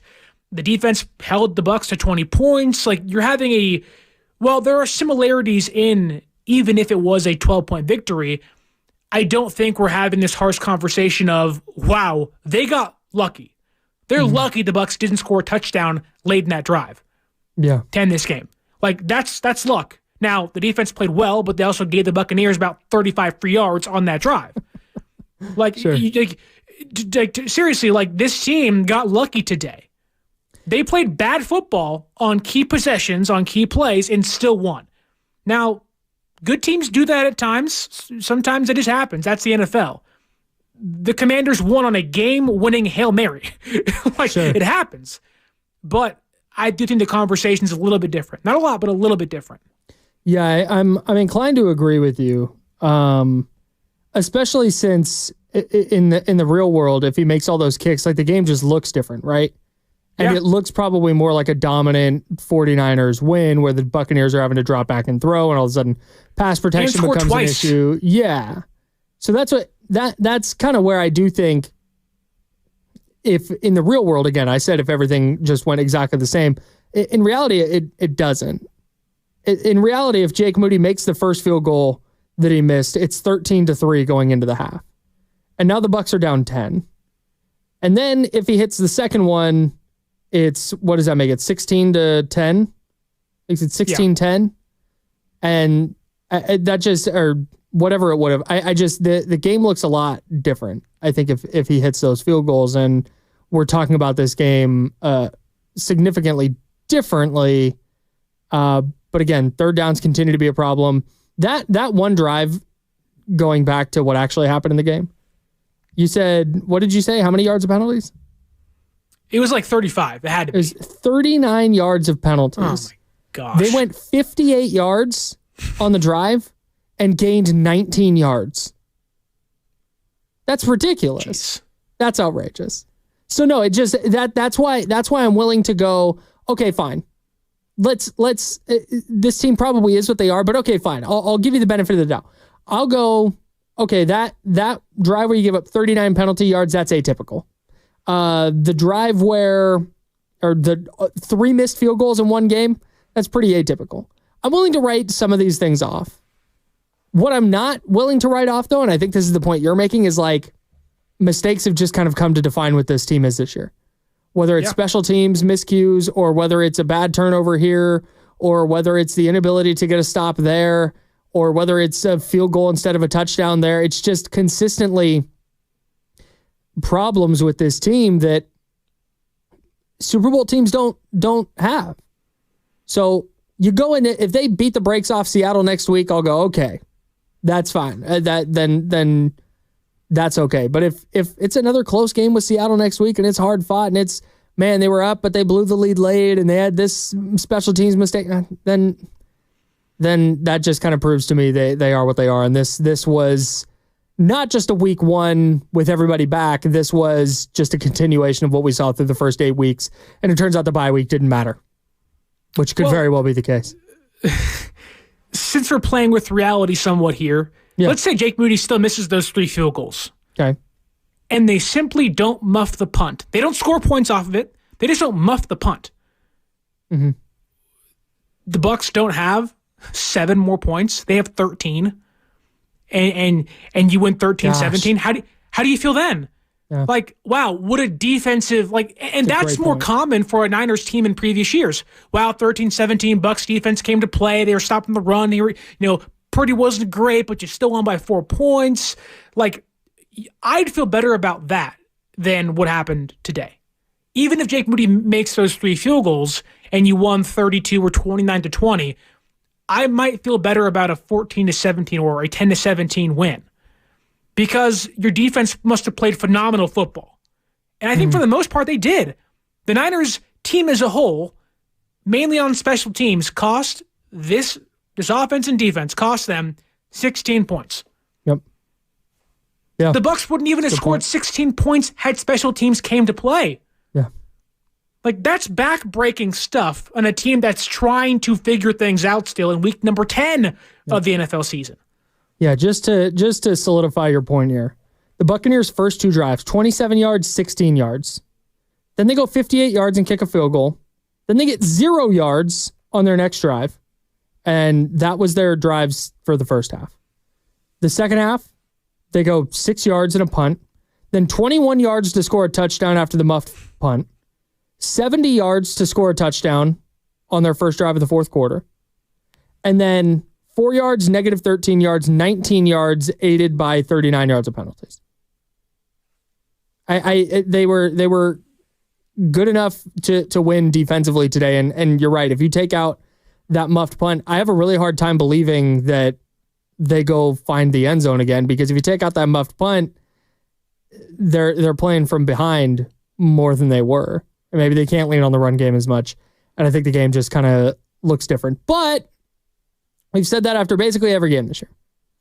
Right. This play goes different. That play goes different. They need to go dominate a game where, you know what? Hey, that one little mistake didn't wind up mattering that much. Yeah. And that's kind of what I'm going to continue to look for. And after 10 weeks, it's hard to feel like, yeah, hey, it's right around the corner. The good version of the Niners is there. Can we talk about Ricky Pearsall real quick? Just to kind of try and, because there were some good things that came out of this game. Juwan Jennings, really good. Brock Purdy, for the most part, save for a couple of throws in the first half, was really good today. George Kittle continues to look like vintage George Kittle. And Ricky Pearsall got his first career touchdown. Here's how it sounded. Together, here's Purdy looking to rip it. Oh, good catch and throw. It's Pearsall. Ricky Pearsall trying to beat his man in the end zone. And he is in. Touchdown, San Francisco. Thanks to Kevin Burkhardt and Fox Sports for the call. Ricky Pearsall got a little juice. Yeah, he does. I did not think he was going to have the speed to run away from the defensive back like that and then drag Antoine Winfield into the end zone for a touchdown. Really, really impressive stuff from Ricky Pearsall in the 46-yard score. And they're going to need it. Your first-round pick for a reason. You know, you got to step up in a big way over the middle. You have to replace Brandon Ayuk, essentially, right? You know, you don't know how long Jennings and Debo's bodies are going to last this year. They're great players when they're healthy, but they've been banged up a lot this season already and in previous years. Jennings and Debo were on and off the field all day for this team. Yep. You're going to need big plays like that from young players. Now, we're hoping they can get Cowling more involved, and now CMC's back. You're putting less pressure on young players like Pearsall and company. But, what a massive play early in this game. Yeah. Where, okay, you're off the bye week. You know, how is this going to play itself out? And while Purdy was a little shaky, even on that drive, he was shaky. That throw wasn't even great. A little high. Like, you know, it's like, and Pearsall to have the wherewithal to, you know, beat a guy downfield and use off his 4.3 speed, like, you have playmakers that are unproven, but they are playmakers ready to go. And I think that when you have 4 catches for 73 yards and a touchdown, probably about 30-ish, 25 yards of yak involved in there, if not more, like that's Niner football. That's what this team needs, and it gives your team a jolt early. Yep. Yeah, absolutely. And here's what Kyle Shanahan had to say about Ricky Pearsall. Ricky was awesome. You know, he made the plays he needed to when we went to him. Scoring a touchdown on that, he beat his guy in coverage and then made a great catch and scoring points there is huge, not making us have to do anything on the 3 or 1. I know it was close, but great job getting in and his hands on the last drive. I know he got the out route, which was a big one, but the dagger that he caught was a huge one that got us down there. Thanks to the 49ers for that audio. That's Kyle Shanahan. Yeah, and Brock Purdy going to him with kind of the game in regulation on the line. Yeah. That was big time because it looked like Purdy wasn't necessarily looking for him early in the game or throughout the game. What did he kind of disappeared. It was like the one big catch for a touchdown, then it was like radio silence from him the rest of the game until that last drive. Yeah, he finished with 6 targets on the day. He had a couple there on that last drive. So yeah, it kind of see how many do you have? Yeah, he had 4 targets in the first half. And then 2 on the last drive. So I'm expecting him to get integrated into the offense more. And through the first I mean, I've been pleasantly surprised by Ricky Pearsall through his first 3 games, first really 2 kind of games in week 8 where he was more active against the Cowboys and then today, because I was wondering if, because he missed so much time in camp and then missed the first 6 weeks, of course, after being shot through the chest, that, man, he's just not going to be a factor this year. He just hasn't got to practice enough. He's not going to get to practice enough. And that's just going to kind of be what it is. I've been pleasantly surprised by his production the last couple of weeks. I think it's really impressive to, again, when you're shot through the chest and it feels like you did have a full off season of practice and you had a full training camp in the preseason. Like, I hate to say this, but he's been more impactful than Cowling has been all year. And Cowling had all the training camp, and he was supposed to be being a first-round pick, but he's been really impactful this year in the last couple of games. He had the big end-around against the Dallas Cowboys, albeit Shanahan said it wasn't supposed to go to him, but it ended up going to him anyways. Then the big touchdown today, like, this is who they drafted him to be. 31st overall draft pick, when people were screaming for Cooper DeJean, which he's looked phenomenal for the Eagles this year, or a right tackle or whatnot, and they go receiver, everyone says, oh, we don't need one of those. And it's like, well, now you do. Now you're thankful you have them. And while you wish it was different and he was the fourth guy instead of the second or third guy, Pearsall has been playing like a first-round pick, at least today. Touchdown, 4 catches, 70-plus yards, second on the entire team in receiving yards. So, like, that's impressive stuff from a young player, technically kind of in game 2.5 so far. Yeah, man. I didn't think he would contribute really at all. And the fact that he has, and he's making tough catches, he's running away from defenders. Really, really good stuff from Ricky Pearsall so far. You want to give out a couple of game balls before we hand this off to Mark Grandy? We'll start with you, and let's start on the offensive side where the 49ers went at 6.8 yards per play today. They outgained the Buccaneers 413 to 215. Tampa Bay averages 3.7 yards per play, 6.8 for the Niners. Who gets your offensive game ball for the 49ers?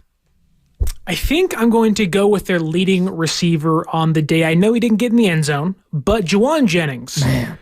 When this offense doesn't have him out there, you feel it. And usually you don't say that about your third receiver on the roster. He is so clutch on third downs, and it seems like he is Brock Purdy's favorite target so far this year through 10 weeks. I know he's missed some time here or there, but 7 catches today, 93 yards. It felt like he was pivotal on every single scoring drive they had to make big plays. Again, I know there's the hip injuries dealing with and whatnot, but this team needs Juwan Jennings out there. He gives them physicality, not just at the line of scrimmage, but he gives them it in man coverage against zone coverage, which is not what Deebo Samuel gives you right now. He does things that nobody else on your roster, maybe outside of George Kittle, is doing for you, which is being clutch and consistent. Juwan Jennings is Mr. Clutch and consistent. No longer third and Juwan. He is now seemingly your best receiver so far this year. Yeah, he has been. And has eliminated all doubts about whether he could step in and be a wide receiver too. Yeah. Like, can he be like an X receiver? And that's kind of what he's done filling in for Brandon Ayuk. I've been blown away by Juwan Jennings. I knew he could produce more than he had the last couple of years. Sure. But what he's done, where he's at, he's over 500 receiving yards now through 10. Like, man, that's crazy. Ridiculous. He's going to have more yards this year than he had in his 3 years combined. His previous 3 years combined. So the Niners got him on a really, really nice contract. He'll be with the team through next year.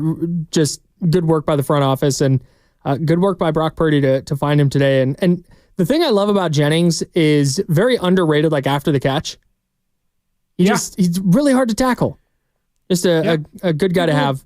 You can argue today the extra yards he picked up late in that last drive was the reason why they got the field goal to win the game at all. Yeah, that's a really good point. He's a game-changing player for them, which he may be the slowest guy out there and kind of the more clunky guy, but he gets the job done all the time for him. Yeah. Juwan Jennings, heck of a player. Definitely earned that game ball today. I'm going to go with George Kittle for my offensive game ball. There you go. 4 targets, 3 catches, 57 yards. He did score a touchdown. Here's why George Kittle gets my game ball, despite the fact that he did not have a monster day. Brock Purdy, obviously, a hugely productive day. Christian McCaffrey comes back, has a really productive day. But this used to be Deebo Samuel, but it's now George Kittle. When the 49ers need some kind of catalyst or spark on offense, they hit George Kittle now. They designed something for George Kittle. Today, it was that little flow play they do. They fake the stretch run to the right. Purdy boots back out to the left, and he just hits George Kittle, and it's George Kittle run after catch. And today, it was vintage George Kittle. And in week 8, we saw that same player. When the 49ers really needed their offense to get rolling, they lean on George Kittle. I thought they did the same thing again today. Purdy in trouble down there in the red zone. No one to find, no one open. He rolls out left, directs traffic with George Kittle, and Kittle makes a really nice little toe tap in the back corner of the end zone for a touchdown. I can't say enough good things about the now 31-year-old George Kittle, who looks like he's hitting a second prime here. He's continues to be this team's best offensive player. Juwan's great and whatnot, and even Juwan arguably saved the game today, recovering that fumble from Brock Purdy as well.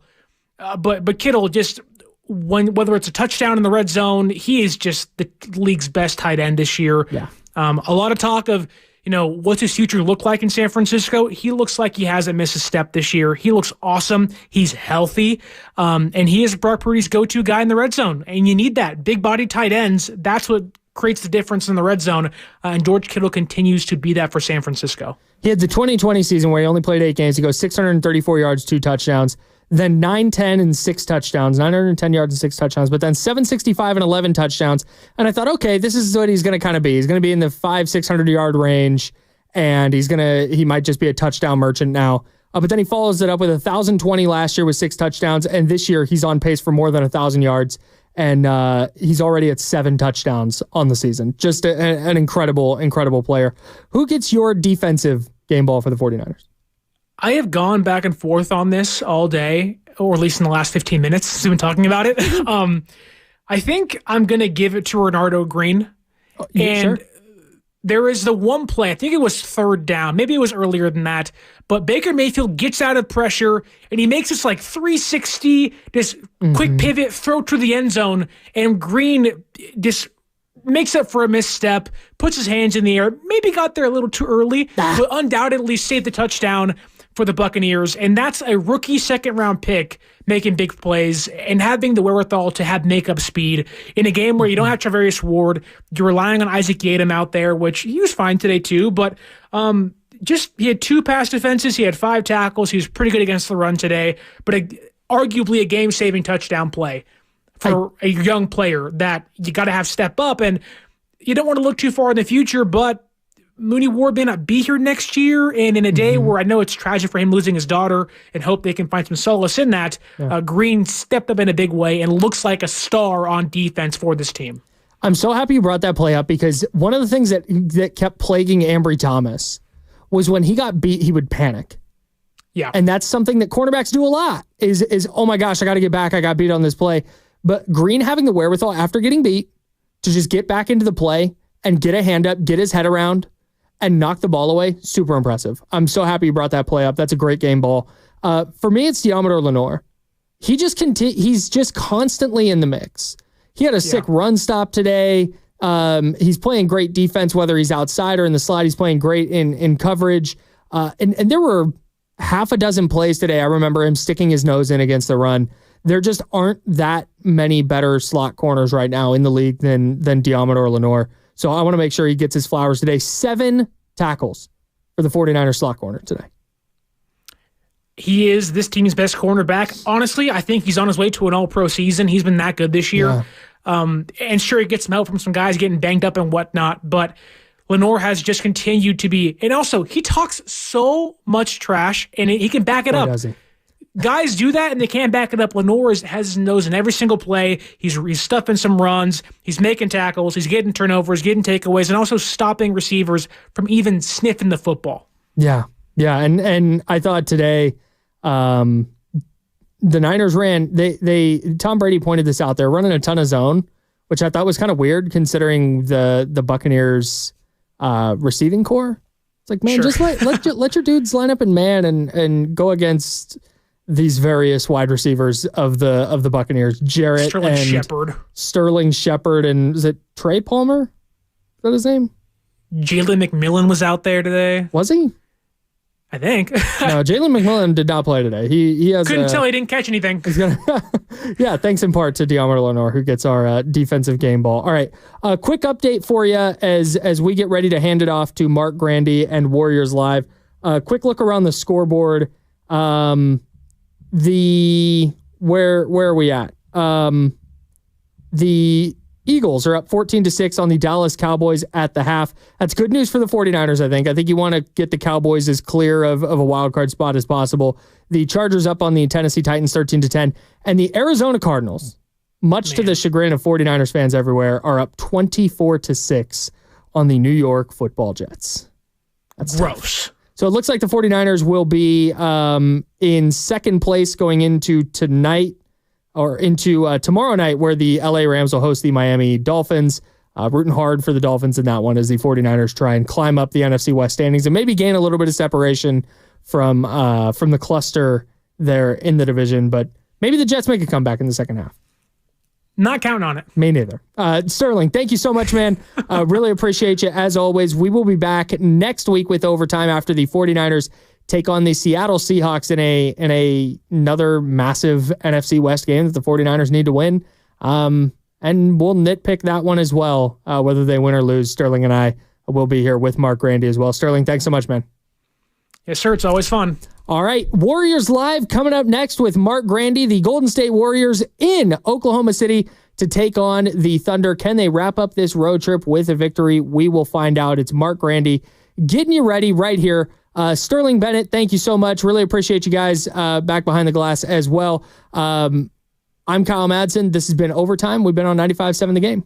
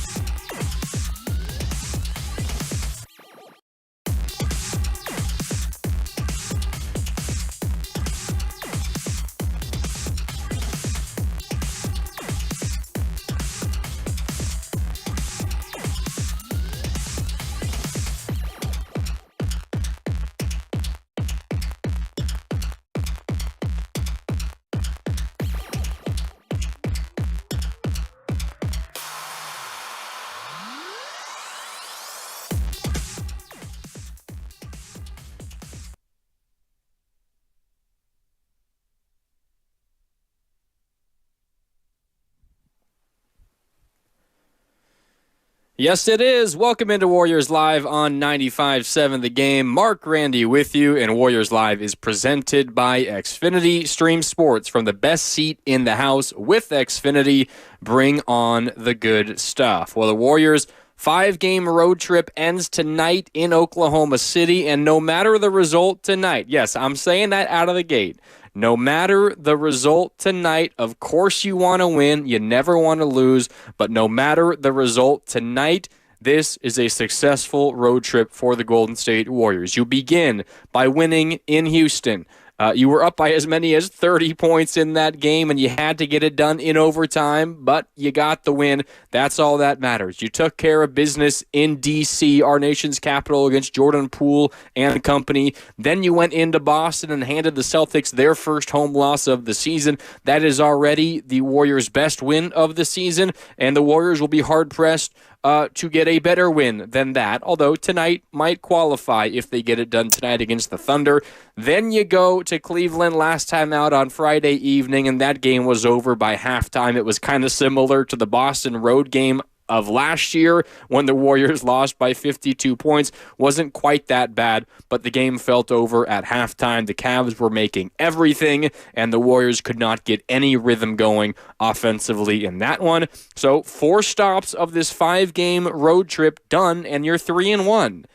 You took care of the teams that you were supposed to beat, and you've split against 2 of the best teams in the NBA, and now you have one of the other best teams in the NBA to close out this 5-game road trip. Honestly, if you asked me when this road trip began, Mark, what would you expect, or what would you call a successful road trip? I would have said 2-3. Anything less than 2-3 is a disappointment, but 2-3 is the turning point. 2-3 is, all right, that's decent enough. You took care of business against Houston and Washington, but you lose 3 games to 3 of the best teams in the NBA. I would have been fine with that. Now 1-4 or 0-5, of course, that would not have been good. 3-2 obviously is very good. 4-1 is amazing, and 5-0 is incredible. We know 5-0 is off the table. 4-1 is still possible. 3-2 is the worst you can do. This was a very successful road trip for the Warriors.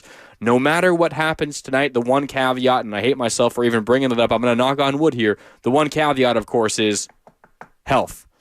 That's got to be the only thing that can derail this road trip. Even if the Warriors lose tonight by 70 points, you went 3-2 on a 5-game roadie, which featured 3 of the best teams in the NBA. So that's the perspective I'm coming into this game with. Now, with that said, you still want to go out and get a win, and the Warriors will have all of their horses available to do that. Let's begin here on Warriors Live by running through our injury report, which is brought to you, as always, by Boxer & Gerson, Northern California's premier workers' compensation law firm, helping injured workers get their lives back for over 40 years. For more information, visit boxerlaw.com. How about this for the Warriors? It is an empty injury report. Nobody on the injury report for the Golden State Warriors tonight, and maybe that's where the blowout loss on Friday in Cleveland actually helps the Warriors, because you were able to rest, play your key veteran guys fewer minutes because you felt that game was over at the very latest, like midway through the third quarter. But I didn't think the Warriors felt they had much of a chance even at halftime. They did trot out, Steph and Draymond and Wiggins and Looney in the second half. But you didn't have to, of course, push those guys minutes-wise in that one. Maybe as a result, you feel a little bit more comfortable pushing the Warriors in this one. And you look at what the Warriors have coming up as they return home. Of course, we've had this game circled for quite a long time. The Warriors do not play tomorrow. They don't have a back-to-back, which is nice. Then they welcome in Klay Thompson and the Dallas Mavericks on Tuesday. After that, you do have a few days off before you take on Memphis at home on Friday. So the Warriors do have a little bit of time. They do have a little bit of time once they return home, but tonight it might be full go for everyone on the Golden State Warriors. It'll be interesting to see how the Warriors' rotation looks, because with everybody available, much like they were in Cleveland, are they going to run out a 13-man rotation? Cleveland wasn't really a full picture of what that might look like because the Warriors were down by 30 so quick that rotations kind of got muddied immediately. But tonight, assuming it's a relatively competitive game, will we see 13 Warriors? Will Lindy Waters fall out of the rotation? This is where Lindy Waters began his NBA career, and he went to Oklahoma State, so this is a homecoming of sorts for Lindy Waters. Will he fall out of the rotation? What about Moses Moody? Where's his spot in the rotation? D'Anthony Melton is back and healthy. This is his second game back. He played relatively early on Friday in Cleveland. Is that going to continue? So keep an eye on the rotations for the Warriors with everybody available for Golden State tonight in Oklahoma City. And this is a really big challenge. Oklahoma City, 8-1 on the year. They're 4-0 at home, 4-1 on the road. And much like last year, they are one of the best teams in the NBA. They had a little bit of a disappointment in the postseason last year. Of course, they're a young team. It was their first real postseason where they had expectations, the burden of expectations, right, on their backs. And very rarely do you see a team for the first time kind of expected to do things in the postseason, actually do all of those things. It's part of what made the Warriors' first championship so special. I know the Warriors had made the playoffs each of the 2 years prior to them winning in the summer of 2015. But that was a different team, right? There was no Steve Kerr in 2013 and 2014, and you didn't have Iguodala the first stretch, and things then kind of changed. And the first year, the Warriors kind of ran the table in the regular season. When they were the 1 seed going into the 2015 postseason, there were not a lot of people that were believers in the Golden State Warriors. And the Warriors got it done, and they won the championship, and then they followed it up with a 73-9 regular season. The Warriors are just a different beast, a different animal. Those Warriors teams, different.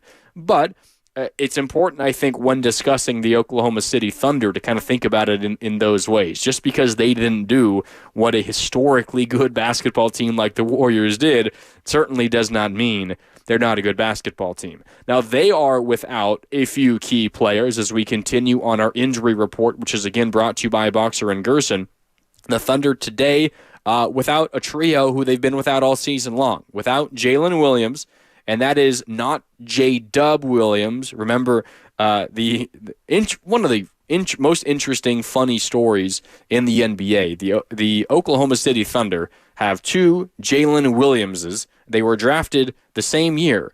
One out of Santa Clara and the other out of Arkansas. The one that is out and has been out all year is the one from Arkansas, Jaylin, Jalen Williams. He has not played all year with a right hamstring strain.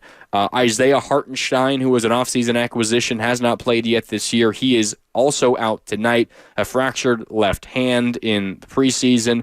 And then Kenrich Williams is also out as he recovers from right knee surgery. He also has yet to play so far this year, although his debut is expected relatively soon. So the Thunder without a few key players. And I mentioned the other Jalen Williams, the one that came out of Santa Clara a year prior to Brandon Pajemski. Those two were not teammates at all at Santa Clara because Brandon Pajemski was only in Santa Clara for 1 year after he transferred from Illinois. Jalen Williams, they call him J-Dub, out of Santa Clara, Jalen Williams. He is quickly turning into one of the better young players in the NBA. I think when we think of Oklahoma City, we think of Shai Gilgeous-Alexander, who is obviously amazing, who seemingly at this point is going to be a perennial MVP candidate. That's how good he is, averaging over 26 per game, about 6 rebounds, 6.5 assists per game. Does a lot of his damage in the paint and in the mid-range. He's kind of a throwback guard. You don't see him shoot that many threes. He's all right at it, but it is not his forte. He is great at driving. He is great at getting to the free throw line, and he is proficient from a lot of spots on the floor. Maybe not a lot of spots from downtown, but in the mid-range, in the paint, a variety of finishes, and he's a pretty good free throw shooter as well. When we think of OKC, we think of him, we think of SGA, and we think of Chet Holmgren, who was a rookie last year despite being drafted 2 years ago, missed all of his rookie year. He was awesome last year. If it wasn't for someone named Victor Wembanyama, he probably would have been like a unanimous rookie of the year. That's how good Chet Holmgren was. He's averaging over 18 points per game, nearly 10 rebounds per game. So almost a double-double for Chet Holmgren, and he can space the floor. He can shoot it pretty well. He also gets nearly 3 blocks a game. But I think Jalen Williams has tended to kind of be the guy that goes under the radar. I think that's changing this year. Jalen Williams is a rising star in this league, averages 19 points per game, 6.5 rebounds, 5 assists. He is one of the best young players in the league. He has just been awesome. Jalen Williams out of Santa Clara. They call him J-Dub. They got a legit trio, Oklahoma City does, in SGA, Jalen Williams, and Chet Holmgren. Then they rounded out with some good defenders in Lou Dort out of Arizona State. He's been there for a while. he kind of came onto the scene when Chris Paul was there, and Chris Paul was directing things, and Lou Dort was kind of the elite defender off the bench, and he got some pub in one of those postseason runs. I remember Isaiah Joe, Aaron Wiggins, Cason Wallace. They got a lot of youngsters. They acquired Alex Caruso this offseason, and he's been a good kind of 3-and-D guy, and obviously a good defender as well, and that is where this Thunder team makes their money. They are a good defensive ball club, and the Warriors certainly have a challenge in front of them tonight. All right, so the Warriors, nobody on the injury report, and for the Thunder, Jalen Williams from Arkansas, Isaiah Hartenstein, and Kenrich Williams all out tonight for the Oklahoma City Thunder as we continue on Warriors Live, presented by Xfinity at home or on the go. You'll get the fastest internet to all of your devices. How about this for the Golden State Warriors? I know we think back to 2 years ago when the Warriors beat the Kings in 7 games, right, in the first round of the playoffs, and then they lost in 6 to the Lakers, and that was a season that was marred with frustrations and kind of, you get a little bit of momentum, then you take a step back, and you couldn't really get into much of a rhythm. And that was the year when the Warriors were one of the worst road teams in the NBA. Their road record was on par with like all of the worst teams in the league, the teams that were picking first overall, second overall, third overall in the following summer's draft. But they were an elite team at home. And then last year, it was kind of reversed. The Warriors were one of the best road teams in the league, but were kind of league average at home. Not that they've been bad at home. They've only lost 1 game at home. They are 2-1 at home, but they're 5-1 on the road. They have been incredibly good on the road, dating back to really all of last year, but a certain portion of last year. How about this? Dating back to last season, the Warriors have won 22 of their last 27 road games. Prior to this stretch, the last time Golden State accomplished this was from October 2017 to February 2018. If you remember, who was on that team, the 2017-2018 team, that was maybe the greatest basketball team ever assembled. So the Warriors are doing something that maybe in their franchise's history, only the greatest team in NBA history has ever done. The Warriors are 22-5 in their last 27 road games dating back to last season. That is a winning percentage of over 81%. They've won over 81% of their road games dating back to early February of last season, and that includes the Warriors' loss in Cleveland on Friday, when the Warriors lost for the first time on the road this year. And it was a blowout loss. They lost that one relatively easily. It felt like it was over at halftime. But the Warriors, with that loss, are still 5-1 away from Chase Center so far this year and are 22-5 in their last 27 road games. This might be the stiffest test for them yet, though, although Boston and Cleveland also very stiff tests. But this one is going to be very challenging for the Warriors. And honestly, it's the most important one if we are kind of picking and choosing. You want to beat your conference opponents. Obviously, you'll take a 3-2 road trip, considering how challenging it was. But this would be a very, very nice one for the Warriors to get. All right, it's Warriors Live here on 95.7 The Game. Mark Randy with you as we get ready for tip-off. Warriors and Thunder live from Oklahoma City. Tip-off is about 45 minutes away. I've got you covered for the next 10 or so minutes. Then we'll take a quick break, and Tim Roy will have you covered beginning at 3:30 here on 95.7 The Game. Let's get on to our Take It to the Bank prediction, which, as always, is brought to you by Fremont Bank. Full-service banking with no compromises. For me tonight, I'm thinking we might see a little bit more of a defensive basketball game. The Warriors, on the tail end of a 5-game road trip, generally it means you're not going to see as much offense, but I'm honestly picking the Warriors' defense to show up tonight. I'll say under 117.5 total points for the Thunder tonight, and here's why. The Thunder, despite all of their weapons, they're not the best offensive team in the NBA. They average right around 115 points per game so far this year, which is top half of the NBA, but by no means is it elite. 115 points per game for OKC so far. The Warriors, though, elite defensively. They allow just 108.7 points per game, which is sixth best in the NBA. And when you kind of factor in pace, the Warriors play one of the fastest paces in the league. And the best way to think about that is how does that affect points per game? The quicker your pace, the higher your pace is, the more possessions you get in a basketball game, both for your offense and for your defense. And the more possessions that any offense has, the more shot attempts you're going to put up. And if you shoot, say, 40% on 70 shot attempts or 40% on 80 shot attempts, you're, of course, going to be scoring more when you shoot 40% on 80 shot attempts. So the quicker the pace you play, and the Warriors play one of the fastest paces in the league, the more points you're going to allow per game, generally speaking. So if we were to take out the points per game number and try to dig into this a little bit of a different way, how about just straight up field goal percentage defense for the Warriors? So sixth best in opponent points per game the Warriors are, but they're second best in opponent field goal percentage. Just under 43% from the field are opponents against the Warriors, the second best mark in the league.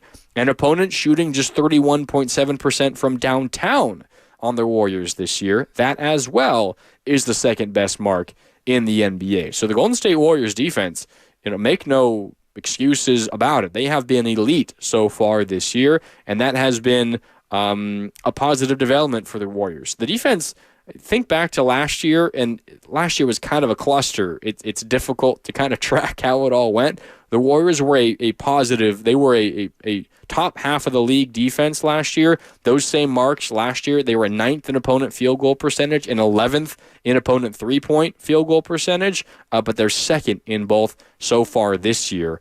And that's been a major reason why the Warriors are off to this really hot start, starting 7 wins in their first 9 games. They're 7-2 so far this season. I think one area to be a little concerned, it is the turnovers. OKC is first in the league in forcing 20 turnovers per game.